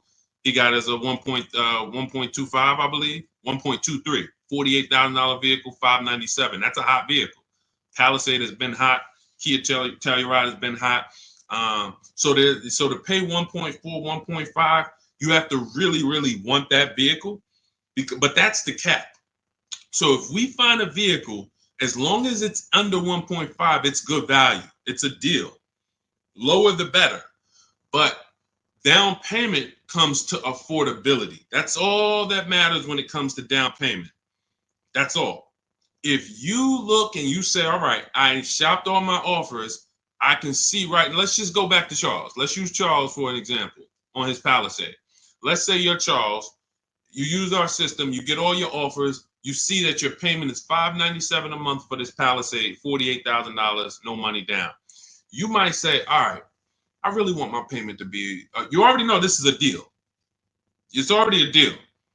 I could do no money down, but I want my payment to be really $500. All right, I'm gonna put money down and get it to $5. That's when you put money down. That's how you put money down. Money down is never buying your deal. And for too many of you, money down buys your deal, which is not a deal. You think, well, what's the payment if I put this down? You're not looking and basing it off of, man, I got a below market price. You're trying to buy your way into the deal. That's why when a car salesman talks to you, what's one of the first questions they ask you? When you look at a car, right? One of the first questions that they're going to ask you is what? Once you pick a car out, what are they going to ask you? Let's give everybody some time to type. What are they going to ask you? Thanks, AJID. I see you. Thanks, Big Mike. Shout out to the sharers on TikTok. And you know what? I might do this. We might prioritize people that share on TikTok. If you share and then you ask your question, you get first priority. Let me know if we can manage that, Dolan. Because I want to reward the people that share. Like, I want to reward the people that share. Good. Yes, how much you putting down? Now watch this. How much do you want your monthly payment to be? Yes, good one, Shake Wash. That's the related question because the car salesman wants to see, are you a payment shopper? Am I talking to a payment shopper? A payment shopper is trying to get to a certain payment. They're not concerned with how much the car costs. You could overcharge me for the car. That doesn't matter. Get me to my payment. That's why being a payment shopper is a dangerous way to move. That's why the way we shop no money down because it allows you to see what you're truly paying for the car. So now when we consider that there are going to be people who want us to get into monthly payments, now they're trying to get us to realize, well, you got a deal because I got you to your payment. No, you didn't. The deal is, did you pay market value, below market value, or above market value, regardless of the payment? If somebody went into a Bentley dealer, if we got a bunch of prices on Bentleys, all of us just got a bunch of prices on Bentleys, and we got a $200,000 Bentley, and they took off $100,000, $50,000 off. 50% off. We'd all be looking like, wow, okay, out of all these offers, that deal, this is it right here. The payment's gonna be $3,000 a month. The payment has nothing to do with whether it's a deal or not. So when we look at putting money down, it is only for our affordability. The deal process of getting a deal has nothing to do with the process of monthly payment association. Nothing to do with it. We need to find the dealer who's going to sell us the car for the lowest amount of money. If I'm buying a pre-owned car out of a 100-mile radius, what dealer is going to sell me the best pre-owned car for the lowest price on the market? If I'm leasing a Honda Accord, what dealer is going to sell me the Honda Accord within a 100-mile radius for the lowest price? If I'm buying a brand new, Kia Telluride, what dealer within 100 miles is going to sell me the Kia Telluride at the lowest price? If I'm getting a loan, what bank or credit union within 100 miles of me is going to give me the lowest rate on the market? If I'm selling my car, not trading, I got this old car, I need to replace it. I'm not trading it into a dealer. What company that buys cars, pays cash, is going to pay me the highest amount for this old car? Y'all clear? This is bidding. We have a bidding system. That's what Cars from Home is. So if you want to know all of this, you want the entire blueprint, everything that Jafrina and Teddy and Jen and all these people I've showed, Raphael, during the stream have used to get to their below market deals, you want to grab your copy of Cars from Home, my new digital book, 7 Steps to Saving Time, Money, and Avoiding Dealerships. It's normally $97, but my welcome offer to you for the next 30 minutes, 75% off. You can get your copy for $24 if you get to my TikTok bio, my Instagram bio, the YouTube comments, or the Facebook comments before 30 minutes is up. You'll pay $24. Make sure when you get your book, you screenshot the thank you page. The book is on the thank you page. You'll see a link that says open the book below, and I also email you a copy. But sometimes you're just moving too fast. You type your email wrong. We can't email a book to an incorrect email. So if that book isn't in your email in 5-10 minutes, I want you to email my support team so they can get your book to you, and you'll have these strategies for the rest of your life. And shout out to everyone who's reviewed the book. Use it. Make sure you email me your deals when you make them. Send me send me the list. Hey, D, look at what I got, man. I got all these offers. Look, man, and I know you did it when you say, hey, I did it. 90% was from the house. Soon as I know the people who use it, because the minute I've seen people who say, man, I went in the dealership, I used all your stuff, and I got this deal. No, you didn't. Sorry, somewhere along the lines you missed it. You might have been trying to go off my social media videos, but you didn't use our system because we're not making deals in the dealership. When I see people that say, yeah, man, the dealer 45 minutes away, I had to drive to get this. There you go. You use the system. When they say, yeah, I did this all from home, they even delivered the car to me. Yeah, you use the system. And you say, man, I looked at 17 used cars. I narrowed it down, and this one had this original price. Yeah, you use the system. It's stuff I hear that I could tell when people use the system. So go grab your copy. Shout out to everybody who checked in. We'll see you on another stream. Keep on learning so that you can relearn. God bless.